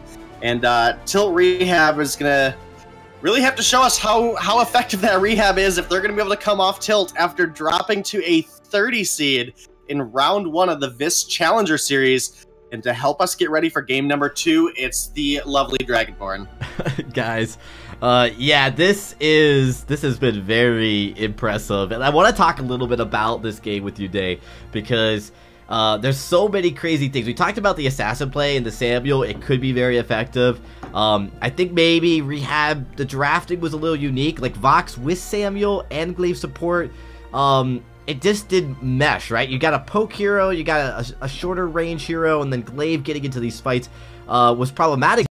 He didn't offer the peel that Samuel needed for the Taka, right? He didn't give the support or peel that you really need to shut that Taka down, oftentimes going in very early, and they just didn't seem to have the synergy, Day, that we typically see from a team of this caliber, or at least of this this seeding. And a lot of times, you know, you were talking about it before, and I was really mentioning it, that there seems to be a much smaller gap between these lower seeded teams and these higher seeded teams. And it's not that, you know, I think Tilt Rehab will come back and win the series, but it's the fact that, you know, Epoch is able to win fights, and I don't think they're getting the respect that they deserve, and this is something that Tilt needs to change.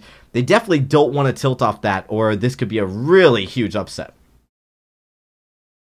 Yeah, it absolutely could. And, you know, again, the just the play from Epoch there was absolutely huge for, you know, what I was expecting out of them, at least. They actually built 3 Atlas Pauldrons just to try to shut down Jazzville, and it ended up working out. And unfortunately, Ali Peterson at no point in that game was really able to get a triple Atlas, or at least a double Atlas Pauldron down. And, you know, Epoch was able to find a couple of clean fights off of mispositioning off of Tilt Rehab. So right. This could be interesting. This could be the first streamed game 3, at least, that we could see in this tournament. As I think, obviously, Tilt Rehab, the number 3 seed, is going to want to come back and turn some things around. Yeah, and let's talk a little bit, too. I mean, when you look at, you know, it wasn't even the drafting. I wouldn't consider necessarily that was the major reason. A lot of it had to do with just the fact that we saw these fights, great gauntlets, forcing the Samuel in really bad spots, right? And, like, you know, we didn't see him, you know, and the other biggest thing I saw, and Day, you could comment on this too, is the fact that when they started to lose the fight, Tilt Rehab did not disengage correctly. They really struggled. We saw this multiple times near the end. They didn't need to give up an ace. That's the only thing they didn't need to give up, and they gave that up. And I'm just so surprised. Glaive, great disengage.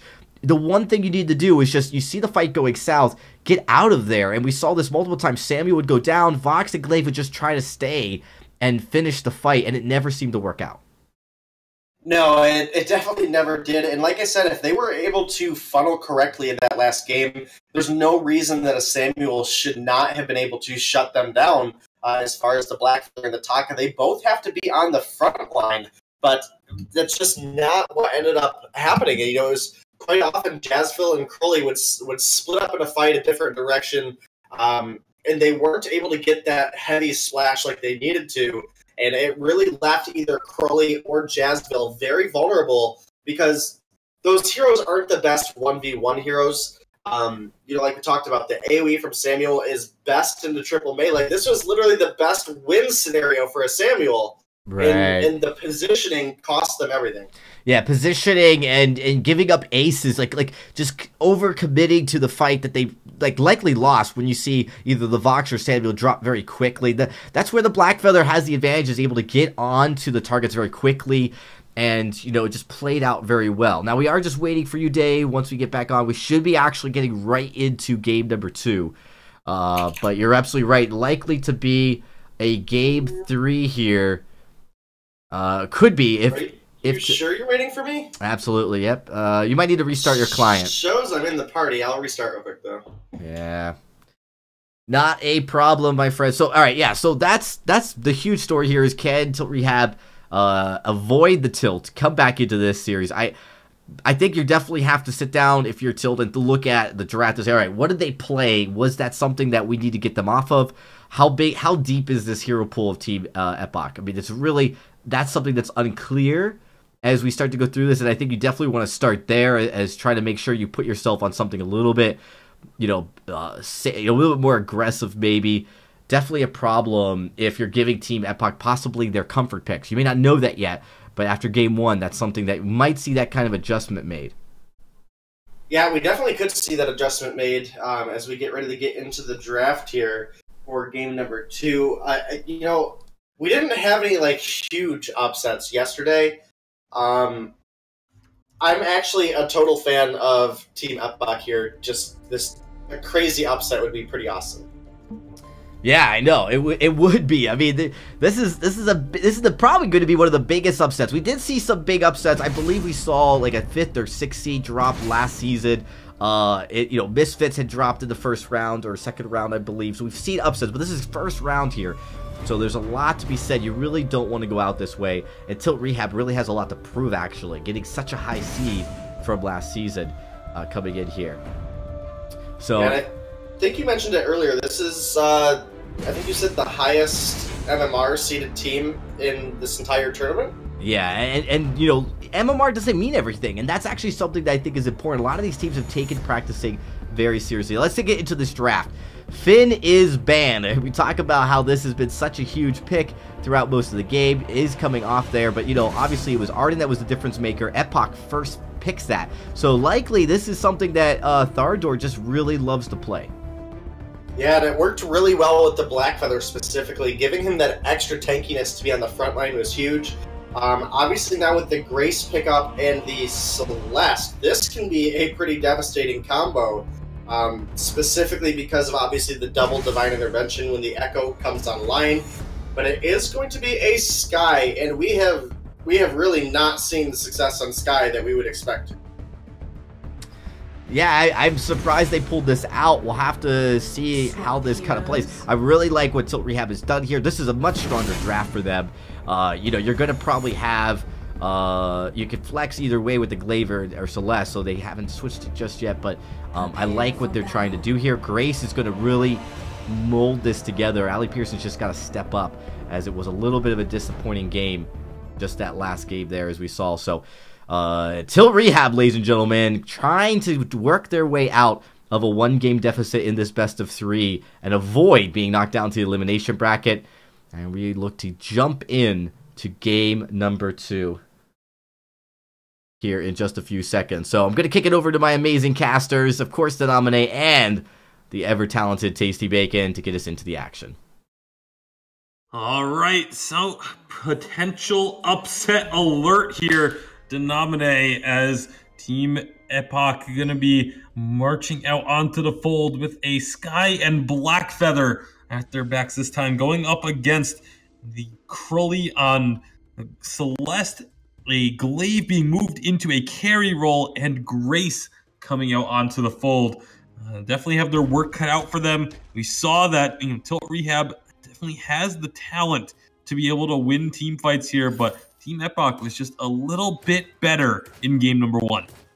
Yeah, they were a little bit better, and I am all on the Epoch bandwagon here. I want to see the Sky come through. We haven't seen a lot of Sky play, but when we did see some pretty awesome Sky play coming out of, I can't for the life of me remember who it was, but this is definitely a hero that if you do get the advantage can be incredibly game-changing. I don't think there's really any hero that has as much single target damage as Sky as the Broken Myth comes out, but now it's Jazzville getting poked a little bit here. Afterburn's available. Yeah, going to be throwing out that forward barrage, but not onto the locked-on target, and immediately going to get closed down on, and it's Crowley being able to find first blood in this game, starting things off strong for the side of Tilt Rehab. They absolutely are, and getting that first blood onto the Celeste is definitely key here. Getting Celeste to level 8 is huge, but the additional gold definitely helps out too. Getting something like a Frostburn online, as well as that Broken Myth, can be huge for Celeste. I would like to see Crowley go more offensive here. We have seen a lot of teams when they play Celeste go into that Eve of Harvest first item, and I don't think it's the most optimal thing for a jungle Celeste. You do have the Treants available to you, which do give you some additional energy generation. So you don't need that much in the beginning for the farming phase. I would really like to see there just be more damage to make it difficult for Sky to make safe engages. Well, speaking of more damage, how about an Afterburn there onto Blackfeather? Crowley going to be able to secure that one as well. An excellent start for Tilt Rehab, and Crowley being able to find both of these kills is going to accelerate the pace of this early jungle that much further. Yeah, it absolutely will. And that is a second kill now on the board for Tilt Rehab. And now we did see them look pretty good in the early game, in game number 1. So Miami Trick definitely could turn things around. He had a really good performance on Blackfeather last game. And it actually is worth noting that he does have a minion candy in his pocket. Glaive does not really have the best wave clear. So he's very likely looking to get a wave underneath turret, pop that candy, and make it difficult for Glaive to find those last hits. And it is Crowley getting that Elder Treant down here in the middle, but Ocelot is going to be looking to rotate up here very shortly as well. Yeah, Ocelot looking to try and get involved a little bit, but has not really had any opportunities to do so. And has even fallen behind Crowley in terms of the CS. Obviously, a little bit of that is going to be from the lane minions, but it's not all of it. And however, Crowley finishes off the first item, and going to leave you a little bit disappointed there, Denamine, as it is going to be the Eve of Harvest first item for the Jungle Celeste. I have to agree with you on this one. I think because of the situation, like, they've been able to find these fights that they're the ones engaging and just blowing up a target immediately. The Eve of Harvest isn't really a necessity for the Celeste this early in the game, especially 4 minutes in. Like, you don't need the Eve of Harvest as a priority item. I would have much preferred to see going towards something that can provide a little bit more utility in the fight to help you win the fights that you're already winning even harder. Yeah, something like a Frostburn with some additional crystal power as well as that utility. So hold on here as the Chain CC comes through. And again, that's what I'm talking about. Like, the Eve of Harvest has no effect in that because they just blow up the target immediately. They're going to take this turret down as well. Maybe look for even more. Holy Nova, so the core collapse. Tharder is in trouble. Throws out the Fountain Renewal, but just not going to be enough as the Afterburn comes through. Triple stun connecting onto the captain of Epoch, and Tilt Rehab able to find themselves a very big lead here early on. Looks like that game number 1 may have woken them up a bit. I mean, their name is Tilt Rehab. They obviously looking to make sure that Tilt does not have a pertaining effect on their life.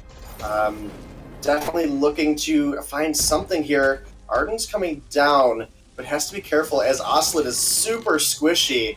And even some hits from Allie Peterson could chunk the Sky down low here in the early game. No Tier 3 completed yet for Sky as... Oh, there it is right there. She takes the opportunity to recall. I was going to say, if they pick a fight, it's not online, but because the recall comes through, it is a Frostburn. And that is actually pretty good into Grace. But looking over at Grace as well is working into the Echo already, Bacon, with the Void Battery online, and that's a huge spike for a Grace.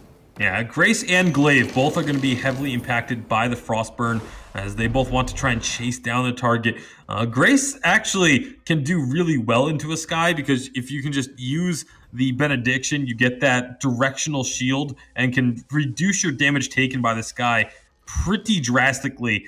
So that's going to be an interesting interaction to keep our eyes on as we get later into this game.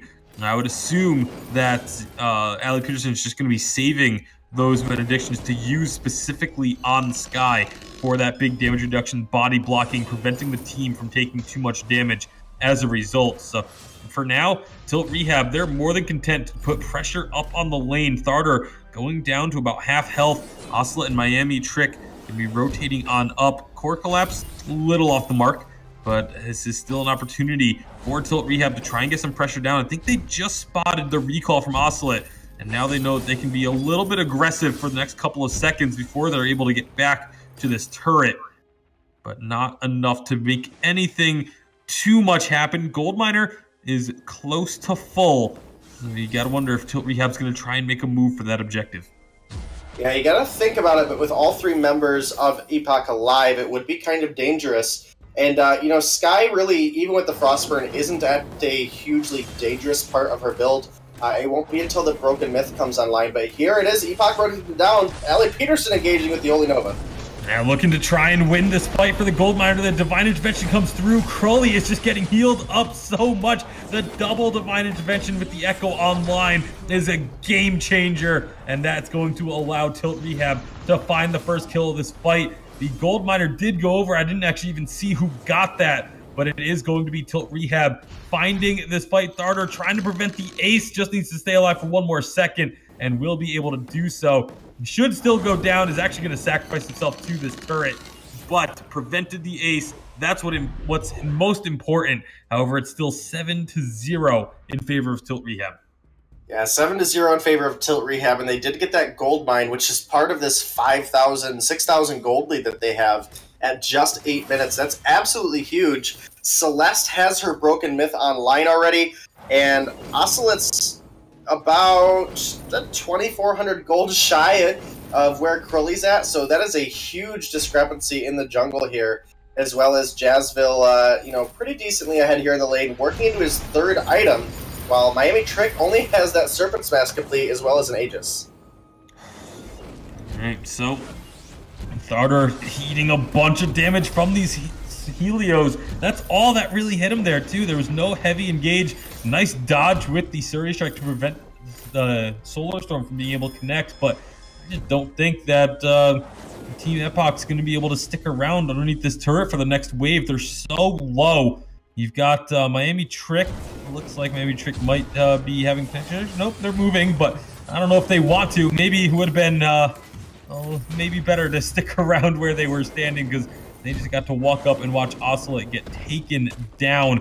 Tilt Rehab coming through with a vengeance. 9 minutes into this game, they're working on the choke point turret. They're going to take that down with ease, and they are just dominating game number 2 of this series. Yeah, and Crowley has 1,600 gold in his pocket, as well as Jazzville sitting at 1,800. They need to get a chance to shop here. Crowley's so low on energy, I don't even know why they're fighting at this point, Bacon. Well, because they can still find kills in Hamane. That's why they're still fighting. Taking one down, that's going to be a gauntlet, but Ali Peterson's right in there with them. Oh, Ali, I think he could have gotten that kill if he stuck around for it, but it's going to be recalls coming through for Tilt Rehab, topping up their energy and getting a couple more items purchased. That's a tension bow for Jazzville, who's already dishing out so much damage. Crowley is just absolutely decimating their opponents as well. And you look at the scores, 502, 404, 006. On the other side, you got 03, 02, and 04. It is spreading the love a fair bit by Tilt Rehab, not in the way that Team Epoch would have liked. Definitely not the way Team Epoch would have liked, but when you Surrey Strike a Sky into the front line, you're asking for Glaive to destroy your face, and that's what really happened in that last fight. Crowley had literally no means of being in the fight, but Jazzville came in with a beautiful afterburn, punting Sky into the wall, and that's really the key thing, because normally if you afterburn a target away, you're not really in range to have any follow-up damage.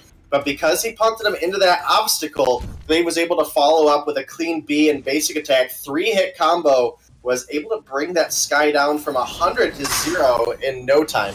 And there was a kitchen fork there. Yeah, I'm not sure where that actually came from. Dragonborn! I'm trying to figure out where that came from, but either way, they're going to be diving onto Oscillate. Oscillate taking a lot of damage. It's going to be the core collapse stunning up Darter. This first turret is already down, and Tilt Rehab is showing no signs of stopping.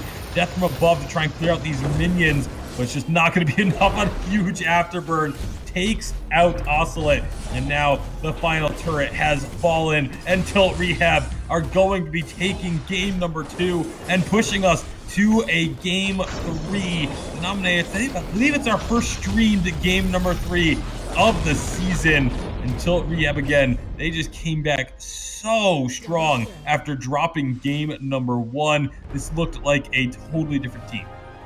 Yeah, an 11-minute game looking really good for them. Obviously going into game 3, anything could happen, but that was also a perfect game for Tilt Rehab. 10-0, the Sky, obviously with those changes to forward barrage, just wasn't able to come online as early as she used to. And then Miami Trick, forced to build so much defense early, was not able to keep up with the damage that Jazzville was putting out, as well as the 40 CS lead that Jazzville had in the lane. Guys, yeah, I mean, as we come off that game, I mean, I think I saw someone, I think it might actually been Alex VG in the chat mentioning, oh boy, Tilt Rehab is going to just go into God mode on this, that not have to be really upset with how they played in game number 1. And this is the shortest game we've actually had on stream this season. They're pulling out everything here, taking this, I think, this team a little bit more serious as we get ready for our first game 3. And I really, it all starts, I think a lot of it comes in with the draft. I mean, absolutely playing probably one of the strongest drafts into a Sky composition that you could possibly play, Denominate. Yeah, the Glaive makes short work of a Sky in the early game. Now, if Sky gets to a 3-item offensive build with some defense, she definitely can kite around the fight long enough to be a threat. We just never saw Sky get to that point, and that was really kind of the downfall of this team lineup here. And, you know, obviously Blackfeather didn't quite have the same effect that he had last game either. So, you know, hopefully going into game number 3, we can still see our first upset. It's just going to come down to some clean plays coming out of Team Epoch here. Absolutely. We'll be hopefully getting into game number 3 now in just a few seconds. And maybe, I don't know if Tasty, you want to jump in on this, but what this discussion, I do want to bring up, like, you look at how Epoch played in game 1. Was that more of Epoch playing, just outplaying them, or was Tilt Rehab just not playing their game? Because the composition was so kind of mismatched as far as poking and engaging, where like they got split up a lot, and that seemed to be what they cleaned up. What can Team Epoch kind of do here in game 3 to get back to game 1's style?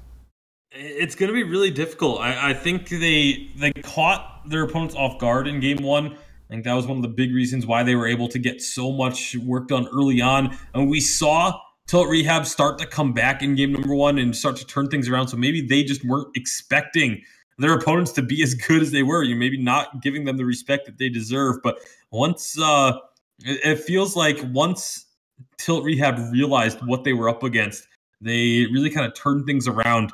And, you know, again, looked a lot better towards the end of game number 1, and game number 2, a totally different story. Yeah, that's something I think Epoch needs to be sensitive to.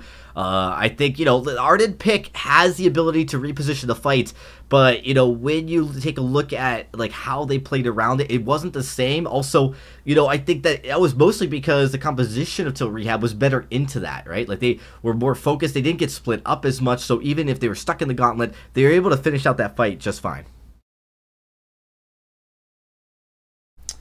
All right, so we will be getting into game 3. I'm looking actually to start it right now as we jump in. Tilt Rehab is, of course, going to be back on A side. So, Denominator, let's jump right in and see how this is all going to shake up. As Tilt Rehab hoping to definitely keep the momentum going.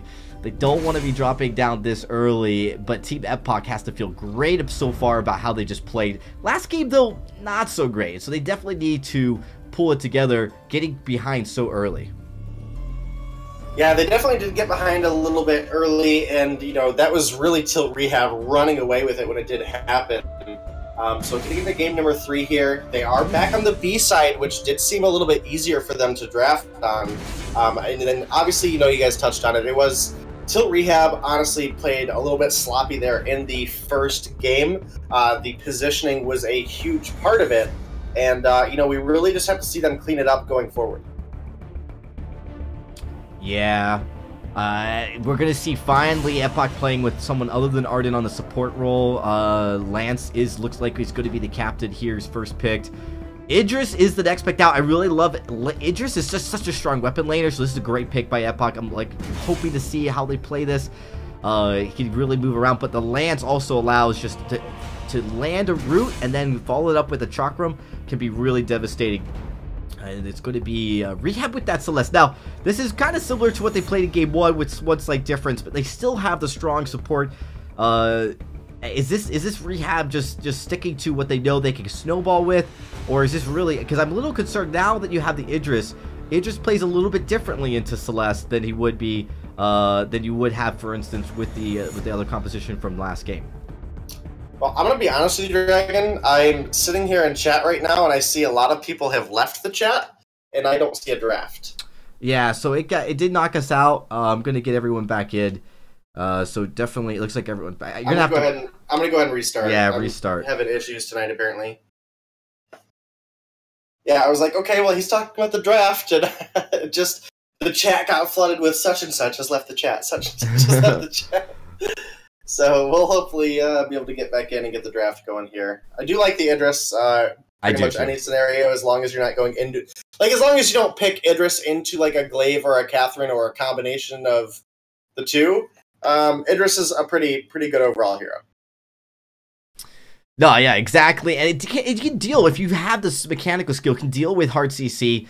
You got to be pretty quick, though, to make that happen. All right, we're just waiting for the players to get back in, and we should be jumping into this game here in just a few seconds, so bear with us, everybody. Shouldn't be taking too much longer, and the draft, of course, will move very quickly since it was just about wrapped up.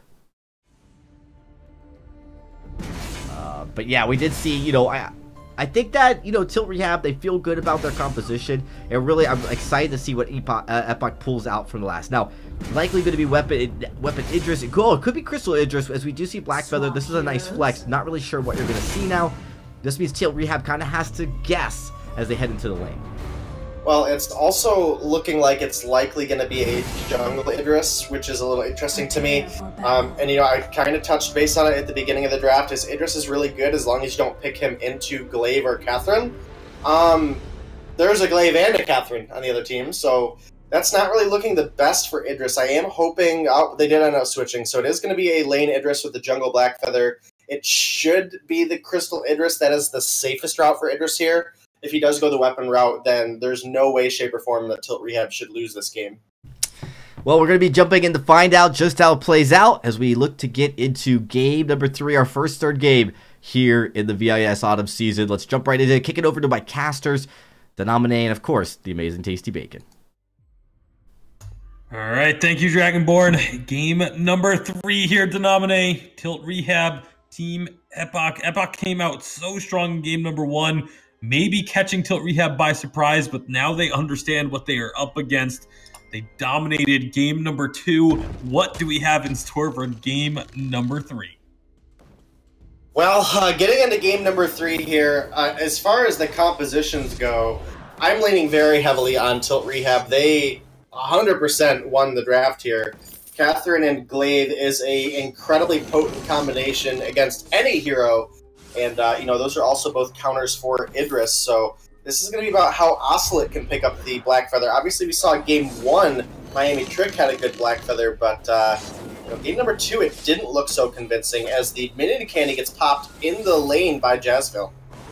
Yeah, it's going to be the Mini Candy being used to push up a bit, allowing Jazzville to have the opportunity to rotate down to the lane if need be, or just to get some extra damage onto Miami Trick. Has to use is going to be using the Book of Eulogies to stay topped up. Both of these laners opting for that extra sustain in the lane. It can make wonders happen for you if you're trying to trade with your opponents, but that's going to be a route onto Crowley.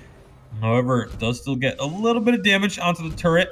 Seems like that may be what Tilt Rehab wants to try and do this game. Just push up, get damage on the turret, chip away at the objectives, and try and find opportunities that way. Yeah, and if they're able to get this Celeste in the lane long enough to get the first turret down before Miami Trick gets too carried away with his build, then that does make it very difficult for a Crystal Idris to come back in the game. And, Glaive does have a high health pool, so those chakrams won't be as potent to him if he does get chipped by one. They will hurt, but, there comes a good impale from the Lance. And if Lance is able to protect his team from the Catherine with that Githian wall, then this Epoch still could be in the game. It's just going to be difficult, but an aggressive rotation down here for Rehab. Looking to try and make something happen in the jungle. Crowley does get the stun, or I believe that was actually the Merciless Pursuit that got the stun. The Core Collapse didn't quite connect, but Crowley gave up on this a little bit too early. Thankfully, Jazzville is there to finish off the kill, and First Blood goes to Tilt Rehab. Yeah, First Blood going to Tilt Rehab, and specifically going on to Jazzville.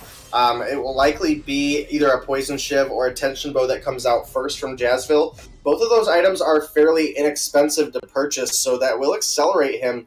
I'm actually a little concerned why he chose to back there.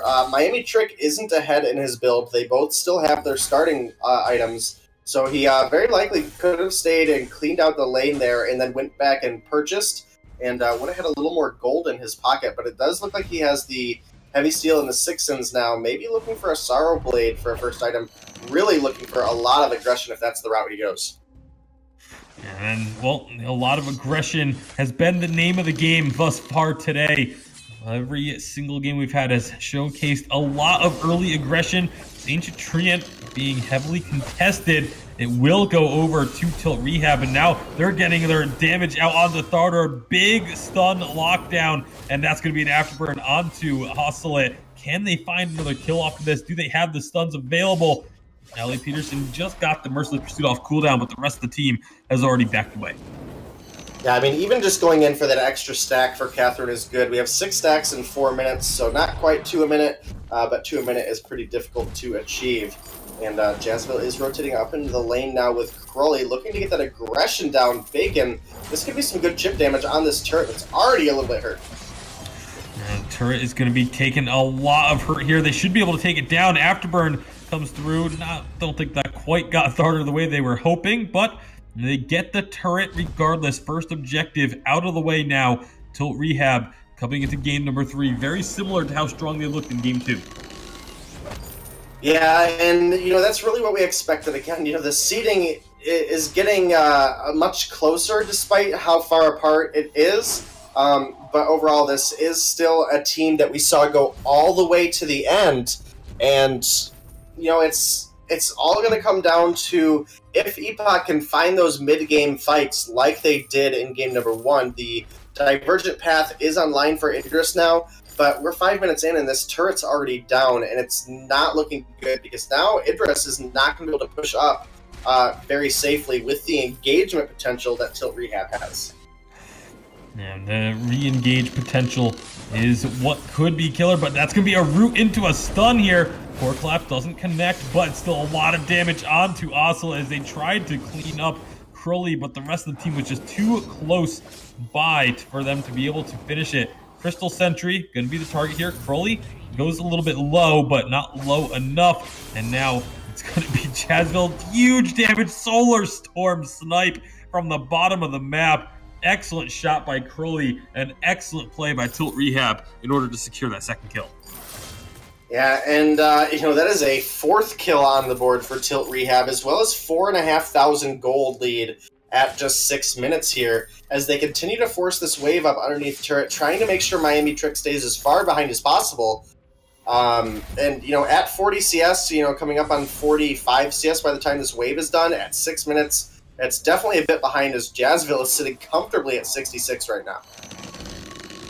With that massive advantage that they've got built up, like you said, 47-66, even in the jungle, 26-48 for Crowley over Oscillate. This is just another massive lead for Tilt Rehab, looking very similar to the way they did in game number 2. Just absolutely dominant, able to find their kills, land this stun combo, choosing a target, and just deleting them off the map. Yeah, and Miami Trick has gone for the Shattered Glass first, opting to get those chakrams to do a sizable amount of damage as opposed to getting more basic attacks down. But Ali Peterson already has the Echo online, and there is not a single block on the side of Team Epoch here. So that is potentially a 5-second chain silence Ali Peterson can set up here. But will they be able to steal this gold mine? Gold mine's gonna get stolen out. Nice job by Miami Trick to secure that, but now can they get out of here? It's gonna be Oscillate using the Rose Fencer to try and change the field, but it is going to be a kill regardless. They traded out though, as Miami Trick is able to find one using the CP Idris, but Miami Trick can't escape the stuns forever. It is going to go down. That's 2 more quick kills added, and it's an ace for Tilt Rehab. It's an ace as well as an ace minion wave that's going to push up into this turret. They should be able to have the damage here to take it with the double wave coming in, and Oscillate has to be very careful. There's a lot of crowd control available for Ali Peterson right now. That could be a echoed Merciless Pursuit if he sticks his neck out just a little bit too far. But it is just going to be him disengaging a second turret downtown. 4,500 gold lead accrued for Tilt Rehab here, and Jazzville looking to spend some of his 1,300 gold he's got sitting in his pocket. Well, right now it's Tilt Rehab, huge lead. Not going to be a perfect game this time around, but I don't think that's necessarily first and foremost on their mind. They just want to make sure that they get the series win. And as they push up through the lane, Starter, Miami Trick, and Oscillate going to be trying to defend this choke point turret. Nice impale, but no ability to follow up on it. And that's what's going to be really painful for Team Epoch, is even if they get a nice engage, it's so difficult for them to be willing to commit to trying to follow up on one, that it's going to be a struggle for them to find a team fight. Lots of damage being put out by Crowley onto this turret. Turret's already down below half health. Now they found a fight, but immediately Miami Trick gets caught out and just deleted. Jazzville on this glaive is just doing so much work.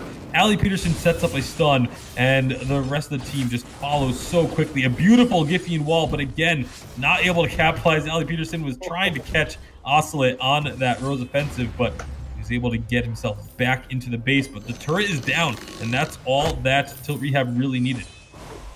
Yeah, the Treant not going to quite live long enough there, but man, Thardor. A fight here. They got Ali Peterson low already, but immediately you can see the damage, the burst in the lockdown for the side of Tilt Rehab, even with the Crystal Sentry involved. With them starting this fight at about half health, it is now a 1-for-1. Jazzville is on the verge of being able to get another kill. 1 second until Afterburn doesn't even need it, doesn't have the energy for it, but is now going to take this Treant and pack away. So 2-for-1 on a fight that really should not have gone their way.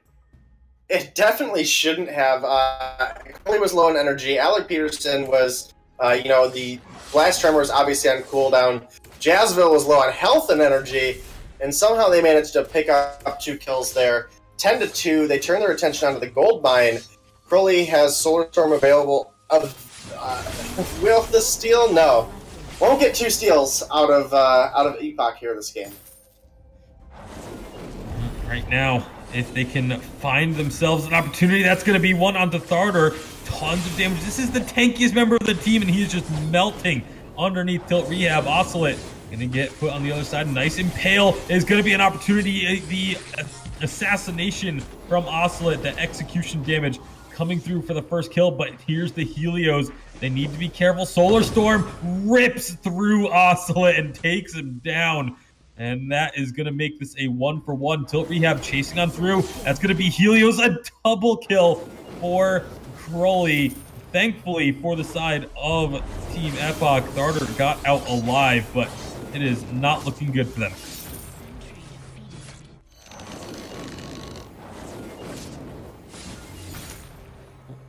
Not sure if we lost the nominee, but hopefully he will be back. Right now, Tilt Rehab able to find these objectives, clearing out the jungle, grabbing themselves an even larger gold lead pushing up towards 8,000 gold in their favor now. Yeah, 8,000 gold in their favor is definitely huge for them here, as, you know, this Celeste is so far ahead. The Eva Harvest is complete, the Broken Myth is complete, as well as an Aegis already from Crowley, knowing just how potent those crystal chakrams can be. Ali Peterson has the Echo Blast Tremor available, and Jezebel looks to be building into some defense now for himself as well, but they are just deleting Miami Trick and Oscillate when those Supernovas come down. And now Ali Peterson has found the enemy team, building up 30 stacks here, Bacon. 12 minutes in the game, Echoes the Merciless Pursuit here, though. And Tharder, I don't think he's going to be able to get away from this one. He's going to fall. It is only one kill, but now it's going to be on Oscillate and Miami Trick to try and defend. We're only 12 minutes in, so they're really, Tilt Rehab is going to have a difficult time trying to push onto these Vein Crystal turrets with how short these death timers are, but they are looking to do so right now, it seems. If they can find another catch, they can take one of these carries down. That could spell disaster. Maybe Trick needs to be careful on the front line. Stuns up on Tharder. That's going to be the lockup, the triple stun coming through. Tharder is almost down. They've already killed Miami Trick. Oscillate trying to get back onto the Sanctuary, but there's the stuns coming through again, and he has fallen. Minions getting onto these turrets, stripping away the barrier, and this could very well be the game to nominate. 13 minutes in, and Tilt Rehab are looking to close out the series. Took them 3 games, but they look so dominant in games 2 and 3. Yeah, they definitely looked really good in the second and third game off the back of that questionable first game, but I do want to make note that Ali Peterson did a great job with the use of Echo when the enemy team wasn't all grouped up where a double blast tremor would be super effective. It was used on the Merciless Pursuit, which has a low enough cooldown that Echo would be available again later on in the fight if needed. And overall, just really good mechanics coming out of the team of Tilt Rehab here. Only 2 items offensively on Celeste, but still was able to get those big 400 damage spikes down. And it was enough for them to close out the game because those turrets were getting melted so fast. Yeah, the lead that Tilt Rehab was able to pick up early on, using this triple stun and burst damage, they would just lock up a target, take them down, and just grow a lead just based on the fact that they had a numbers advantage at that point. And it was really impressive play from them. Again, the game number 1, a little bit of a question mark. I feel like they were just caught off guard a bit, weren't expecting their opponents to be as good as they were. And then once they realized what they were up against, they turned it up to 11 and absolutely decimated from that point on. Well, yeah, that was Tilt Rehab coming into their own, and I think they came in here to prove the doubters after game 1, right? Game 1 was a disaster for them, and they needed to show that they they are a 3rd seed coming into this matchup. Just decided to pull out all the stops. They did do so with the Glaive Celeste combo twice, so this is something they feel they can definitely use. So we'll keep an eye on that as we get into the later games of this tournament. With that, though, it does mean we're going to be getting ready for our 3rd and final series, and it may have taken a little bit longer to get there because of how exciting and close these matchups have actually been, but fear not, we'll be getting into that action, into those matchups in just a few seconds. We are going to take a quick break, but when we come back, round 2 of the winner's bracket will commence, and we'll be jumping into that first game of that series in just a few moments. We'll see you guys all in a little bit here on the VIS League.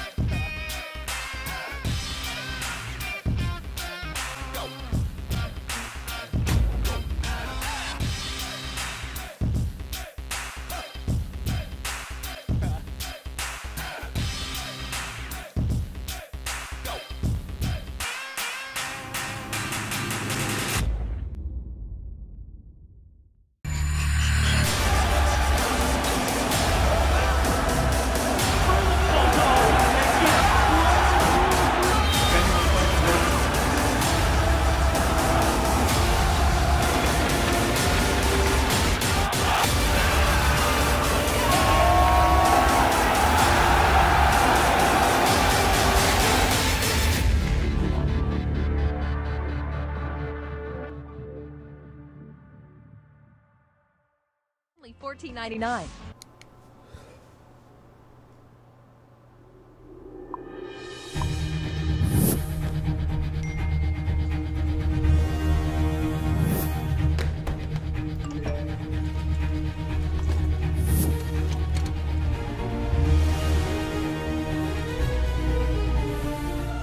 Don't miss the call. Download Band. Communication made easy.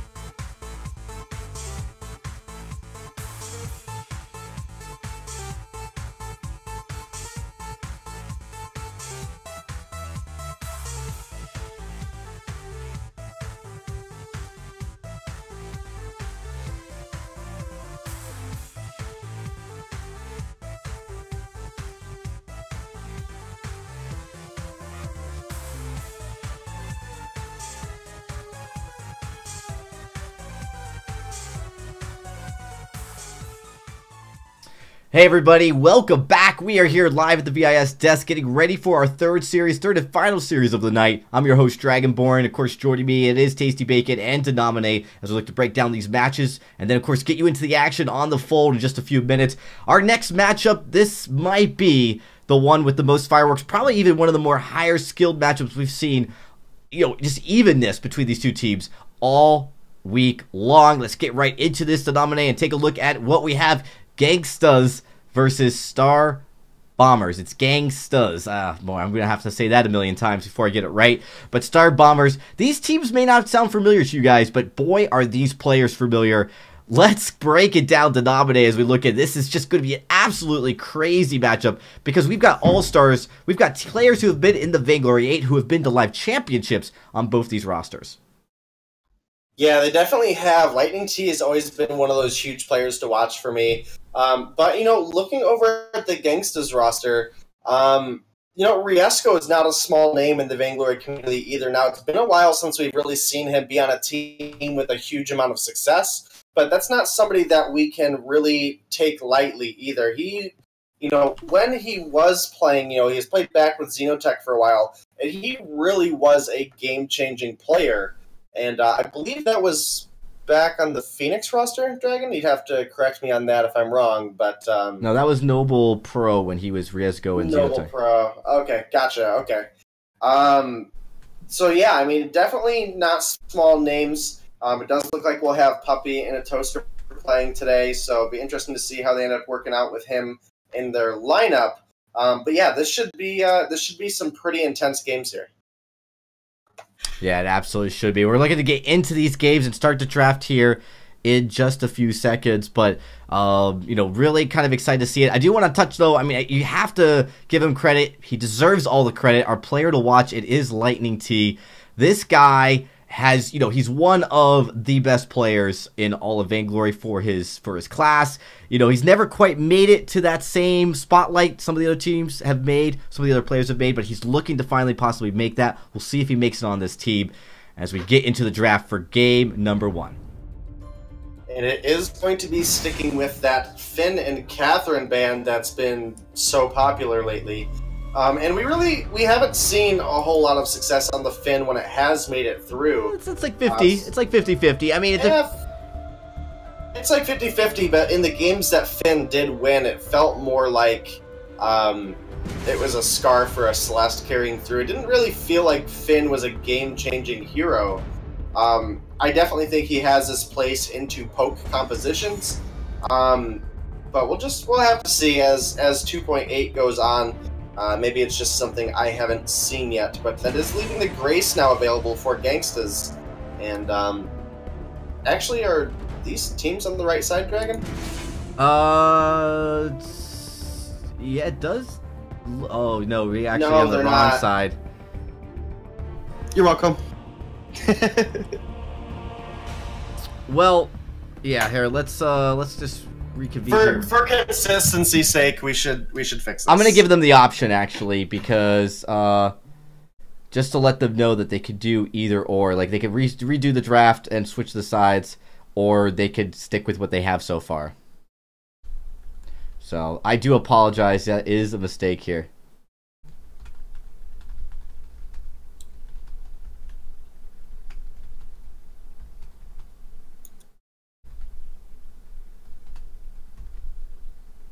I think the official unified finals rules, at least, where the higher seeded team has a choice if they wanted to start on A or B side. So yeah, that's not the rules for challengers. And the thing is they could definitely keep what they have. Like, we'll definitely keep it this way if they want to. But yeah, that was a mistake. Definitely the wrong order for these teams.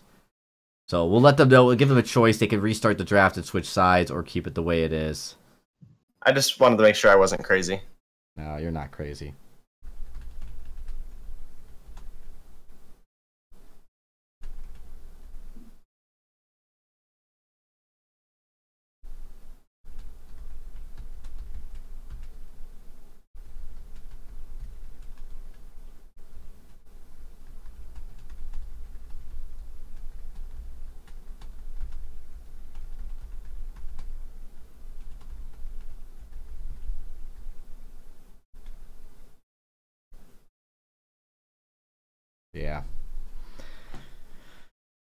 we'll just wait and see. I just had to quickly notify them and see how it goes on. But yeah, I do.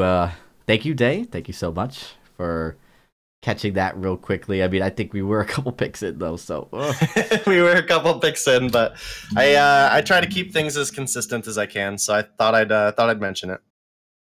Yeah, absolutely. Not a problem. So, actually, I think they're probably talking amongst themselves on what they want to do here. So, we'll give them a few seconds to respond.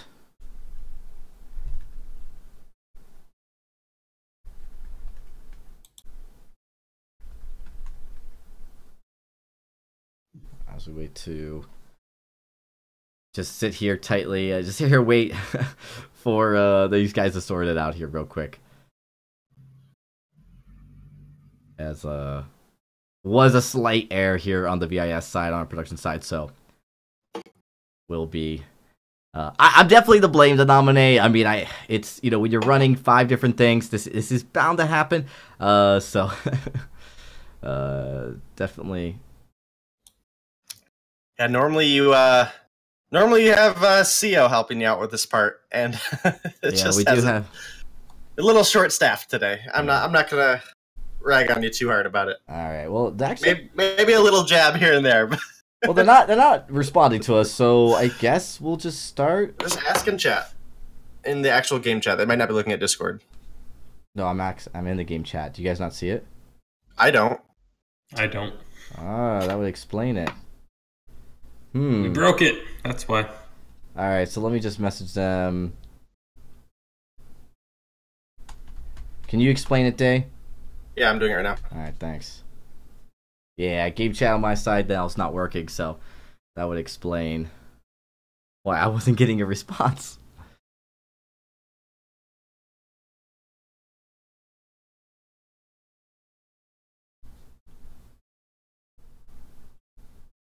Tasty, let me know if you see Day's message. I see nothing. All right, we might just have to restart the party then. Yeah, we're going to redo that real quick. Sorry about that, everybody. Sorry for this delay. Always a challenge. But we'll get you guys into this. This is, like I was saying, definitely going to be probably one of the more exciting games of this entire... potentially of this entire series. So we'll have to just see once we get in. All right, let them know Day for me real quick so we can get started. Will do. All right. Here we go. It sounds like they figured it out already. There we go. All right. Well, yeah, we should be ready to go now. And we should be getting into this. Sorry about everybody for this delay, but we're back to starting. So it will be actually a completely redo draft, unfortunately. So, but that just means, well, they were only a couple picks in. Wasn't quite finished. So let's get into game 1. Here we go. Now it's going to be Grace Ban. All right. So changing things up a little bit here. Grace is going to be off the table. It looks like a Catherine is probably going to follow suit, and it does. So Riesco might get the Finn here. That is a pick that we knew him for, in his past. And these teams have really been prioritizing it because skins for wins. And that is going to be the Finn lock-in. So now there are a couple options available for the B-side here for Star Bombers. Obviously, the Arden's on the table, and we have... Oh, it's going to be a Kestrel first and a Lyra instead. I was going to say an Arden Vox is actually a pretty good combination into Finn, but they're going to take a different route. Yeah, and that's interesting because, of course, Kestrel pick is one that Lightning T obviously very comfortable on. This is a matchup I'm sure they know they need to take very seriously. This isn't going to be one of those matchups where you have such a high RC that one of the teams may feel like they've got this in the bag. This really is going to be close. But we're seeing the Finn play again. So much prioritization on that. Glaive is going to be the pickup here, and now just waiting for Gangstas. They could go with, we've seen the Celeste, we've seen the Crystal Idris. I really like the Idris here this play, mostly because you've got this Kestrel, and the Idris is a little bit more slippery. He can avoid those active camos, he can jump around. Celeste, a little bit more risky in the sense that you kind of are stuck if you get caught out. as they just look to trying to see how they're going to play that. And now Star Bombers going to finish it up with a Samuel, actually. So a lot of poke coming out of the side of Star Bombers. Yeah, a lot of poke. This is a very heavy siege composition that was really brought to light in East Asia. It provides just a huge amount of lane pressure. You know, we talked about it earlier with the Samuel being able to rotate up, get that lane pressure down, you know, keep the enemy in a position where they are going to be, you know, losing out on some CS, as well as a weapon Kestrel and a Crystal Samuel can take a turret in a matter of a second of a lack of body block. And, you know, fortunately for the side of Gangstas, this is where Finn shines, is being that front line, being able to body block. So they actually have a pretty good chance here of defending against the push that Star Bombers will be able to put down. Absolutely. Well, we're jumping into game number 1 of this final series of the night. Let's get right into it as I kick it over to our casters, Tasty Bacon and Denomine. All right, final series of the night, Gangstas versus Star Bombers. This ought to be a good one, Denomine. Look, on paper, 2 very evenly matched teams. We'll see how things pan out now that we are on to the fold for game number 1. Yes, on the fold for game number 1. Standing Solo is being a little bit aggressive here, but Riesco is answering right back on this Finn, who he does have boots picked up here already. So obviously a useful tool for that Finn to have, but it was Puppy and a Toaster and Junie who did split the ambience in the back there, as well as FPG and Lightning T. So level 2 on all of the carries right now, except for Junie, who'll be hitting it very, very shortly. There we go. And nice job by the side of Star Bombers to go ahead and grab that Ancient Treant, get themselves a little bit of an edge in terms of the gold in that sense, and rotate up to the lane, looking for if there was a possible opportunity to get damage onto Junie, but Junie was playing safe. Nice axe burn from Puppy to Toaster, though. Going to be targeting Standing Solo. The Polite Company will pull him back a little bit, but it's not quite going to be enough. And obviously Standing Solo as Lyra will just be able to put down that sigil and heal himself right back up. So things going fairly evenly here through the first couple of minutes of the game. Yeah, pretty even so far. We do have a small gold lead developed for Star Bombers here, but as Puppy and a Toaster cleans up his back jungle rotation, it should neutralize a little bit. And, you know, so far as the farm goes, there is a slight edge for FPG in the lane right now. Nothing major, though, but it should be Lightning T advancing in the jungle, as his clear will just in general be faster than Glaive's, and that's going to give him the ability to rotate up. And there we see a little bit of additional gold benefit that Elder Treant now has, but Lightning T in a bad spot. They're going to take a lot of damage. Nice afterburn. A couple more shots will do it, but the healing flask, along with a sigil, will keep him alive. Now they can try and maybe look to turn some damage back onto their opponents, but you mentioned the faster clear speed. Definitely the case for Lightning T, as he was able to not only take this Ancient Treant twice now, but also stole away the mid Treant from Puppy and a Toaster. So it was the small little moves that slowly build and add up over time to give them a lead that could become sizable later on. Yeah, definitely could be. And fortunately, because of that healing flask proc from Lightning T, he was able to make it out safely. That barrier in health that it gives you is actually absolutely huge in the early game, but the downside is obviously you can't pick up additional flasks for a affordable rate. So it's definitely maybe not long-term as effective as a couple healing potions, but or Halcyon potions, but obviously, you know, a Halcyon potion would not have saved Lightning T there. So it's got its ups and downs. Yeah, definitely just changes the way you have to play in the early game. And Lightning T grabbing a third Ancient Treant of the game. That's going to be the last one to go over this game as well, as we are about to hit the 4-minute mark. Jungle's going to intensify, and things will start to pick up a little bit once that jungle shop becomes available, and players can get their item spikes that much quicker by just rotating down to the shop. Junie is going to be going for a CP Idris build, and that's going to be, obviously, once you get later into the game, very, very powerful, extremely difficult to take down. Yeah, it definitely can be, but if FPG is able to find some good glimmer shots going this weapon Kestrel build, it could be a very easy time chunking out an Idris if Finn is not body blocking correctly. But here it is, Lightning T coming up and getting that additional siege that we talked about. That's half turret already, but it's also a dead Lightning T.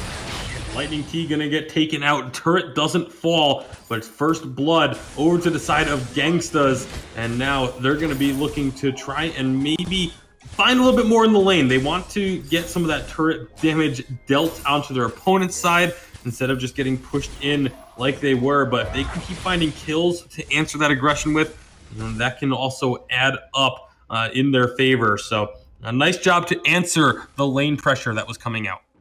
Yeah, good job answering it, but Lightning T is now level 6, has that Oblivion available, and, you know, Lightning T did drop there, but Lightning T will respawn, and who won't respawn is that turret that is now destroyed. FPG on the wrong side of this fight, though. Yeah, FPG gonna be going down eventually, but like you said, he'll respawn, turret will not, turret taken by the side of Star Bombers. And so that's going to be a little bit of gold going into the pockets of every member of the team. Not only that, but just having the ability to play a little bit more aggressive because your opponents don't have that turret to fall back on. Absolutely, and it is actually a slight CS lead that is developed for Junie in the lane, but it is Lightning T with a pretty substantial lead in the jungle, 37-22. Now, some of that is lane farm from the rotations that have come up from Lightning T, but getting Samuel online is going to be absolutely huge for the cause. Shatterglass complete for Junie. Those chakrams are going to start to do a lot of damage if they find the targets. This is a very, very squishy composition that that Star Bombers has put together here, but again, very potent when it comes down to the damage. And that damage is about to be put to the test to see if they can clean out these minis. Actually, no. Gangstas don't seem to want to push onto this turret and try and get really much chip damage onto it. So a little bit of an interesting decision there. Well, I think with the expectations that Lightning T was rotating up, that Oblivion obviously being available, and then the splash damage when your team is funneled trying to focus down a turret can be huge. But now it's Riesco taking a lot of damage, and Junie is now coming in. Chakram misses, though, Bacon. And Chakram not connecting means that it's a lot of damage potential for Junie. That's not going to come through. That time it tags standing solo. Obviously, still going to want to really wait until you have a couple more items on this Crystal Idris before you're really looking to engage. It's going to be one shot tagging Junie as they're now pushing the members of Gangstas underneath this turret. The aggressive afterburn, but will it be enough to dissuade them? Right now, it looks like FPG wants to make a play happen, but this Glimmer Shot's just not going to be doing enough damage. And they're still sticking around. Obviously, they have plenty of healing, and thanks to standing solo on this Lyra. With another wave of minions coming up, they're going to start sieging this turret. Yeah, they absolutely are. And Finn. Oh, what a kill. Now they're going to be in trouble. The side of Gangstas, they need to get away from this turret. They're still trying to fight this. Turret takes about a little over half its health, but the members defending it are extremely low. FPG just going to tank up the rest of it as they take that turret down. Excellent job on the lane pressure, just constant siege from the Star Bombers. And that's what this composition is about. If they're not sieging turrets, then they are losing the game. But they've done a good job making sure that aggression does not go unnoticed. They've only found one kill, but they are sitting at a nice 3,000 gold lead right now. And that's a pretty comfortable spot for a Samuel and a Kestrel to be. FPG not quite at that Tyrant's monocle where a huge damage spike is going to come out. But Lightning T also getting very, very close to getting that Broken Myth online as well. And Finn, if anything, is probably the best hero in the game for letting someone build up Broken Myth stacks. Yeah, that's one of the reasons why I've kind of been confused that the emphasis on Finn is he becomes this target that you can just build up stacks on quite easily. Very slow, doesn't have the ability to dodge out any of these skill shots, and so it becomes very difficult to try and win a fight unless you get the engagement that you're looking for. They pull in standing solo, not the target you want. Obviously, if they had tried to follow up on him, standing solo could have just thrown down the portals and gone far away from the opposing team. Now Puppy and Toast are going to engage the afterburn. It's going to be an Oblivion that comes out, does put Puppy and Toast to sleep. It gets blocked by another member there, but standing solo is low. Lightning T just building up the waiting for the cooldown on the Drifting Dart.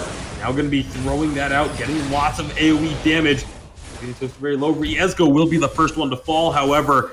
And it's going to be Star Bombers now with an opportunity to start sieging the third turret. This is what they've been doing all game long, and it's not going to be stopping here. Although, Junie getting a ton of damage out. This turret is so close to falling, but they can't quite seal the deal on it just yet. Junie, however, is going to pay the price as he tries to get a kill and is not going to be able to secure it. Yeah, as we approach 10 minutes in the game now, we are sitting at about a 5,000 gold lead now for the side of Star Bombers. And, you know, like you mentioned, they've done a great job sieging turrets, but they, you know, just a basic attack or two while the minions were there. And actually, I do want to point out, Stand Solo had minion candy in his pocket and did not use it. So that very likely should have been a choke point turret. So maybe a little of a misplay out of Stand Solo there. Riesgo does have a Crucible online now to help his team avoid getting slept, but no, Arcane Bastard's burnt out. Yeah, Stand Solo face-checking the brush, recognizing his mistake, and immediately jumping away. He's gonna heal himself up with the Sigil, but now he's very low on energy as Gangstas are pushing onto this turret. They take that turret down. An important objective to take, but is it going to be enough now? Riesgo just eating all of this damage, has to use his boots, but it's not going to be enough. One shot will take him down. And with Lightning T having the Broken Myth online now, this game is going to become that much more difficult. Oh, Lightning T catches Junie just before the recall finishes. And he's going to boot forward, looking for the damage. Puppy and the Toast are going to go down low as well, trying to get these shots around the Crystal Sentry. But Puppy and Toast are going to be re-engaging with that afterburn. The heal comes out from Lyra. That chases everyone away. And Star Bombers recognize they have the chance to just grab a free gold miner, and that's what they choose to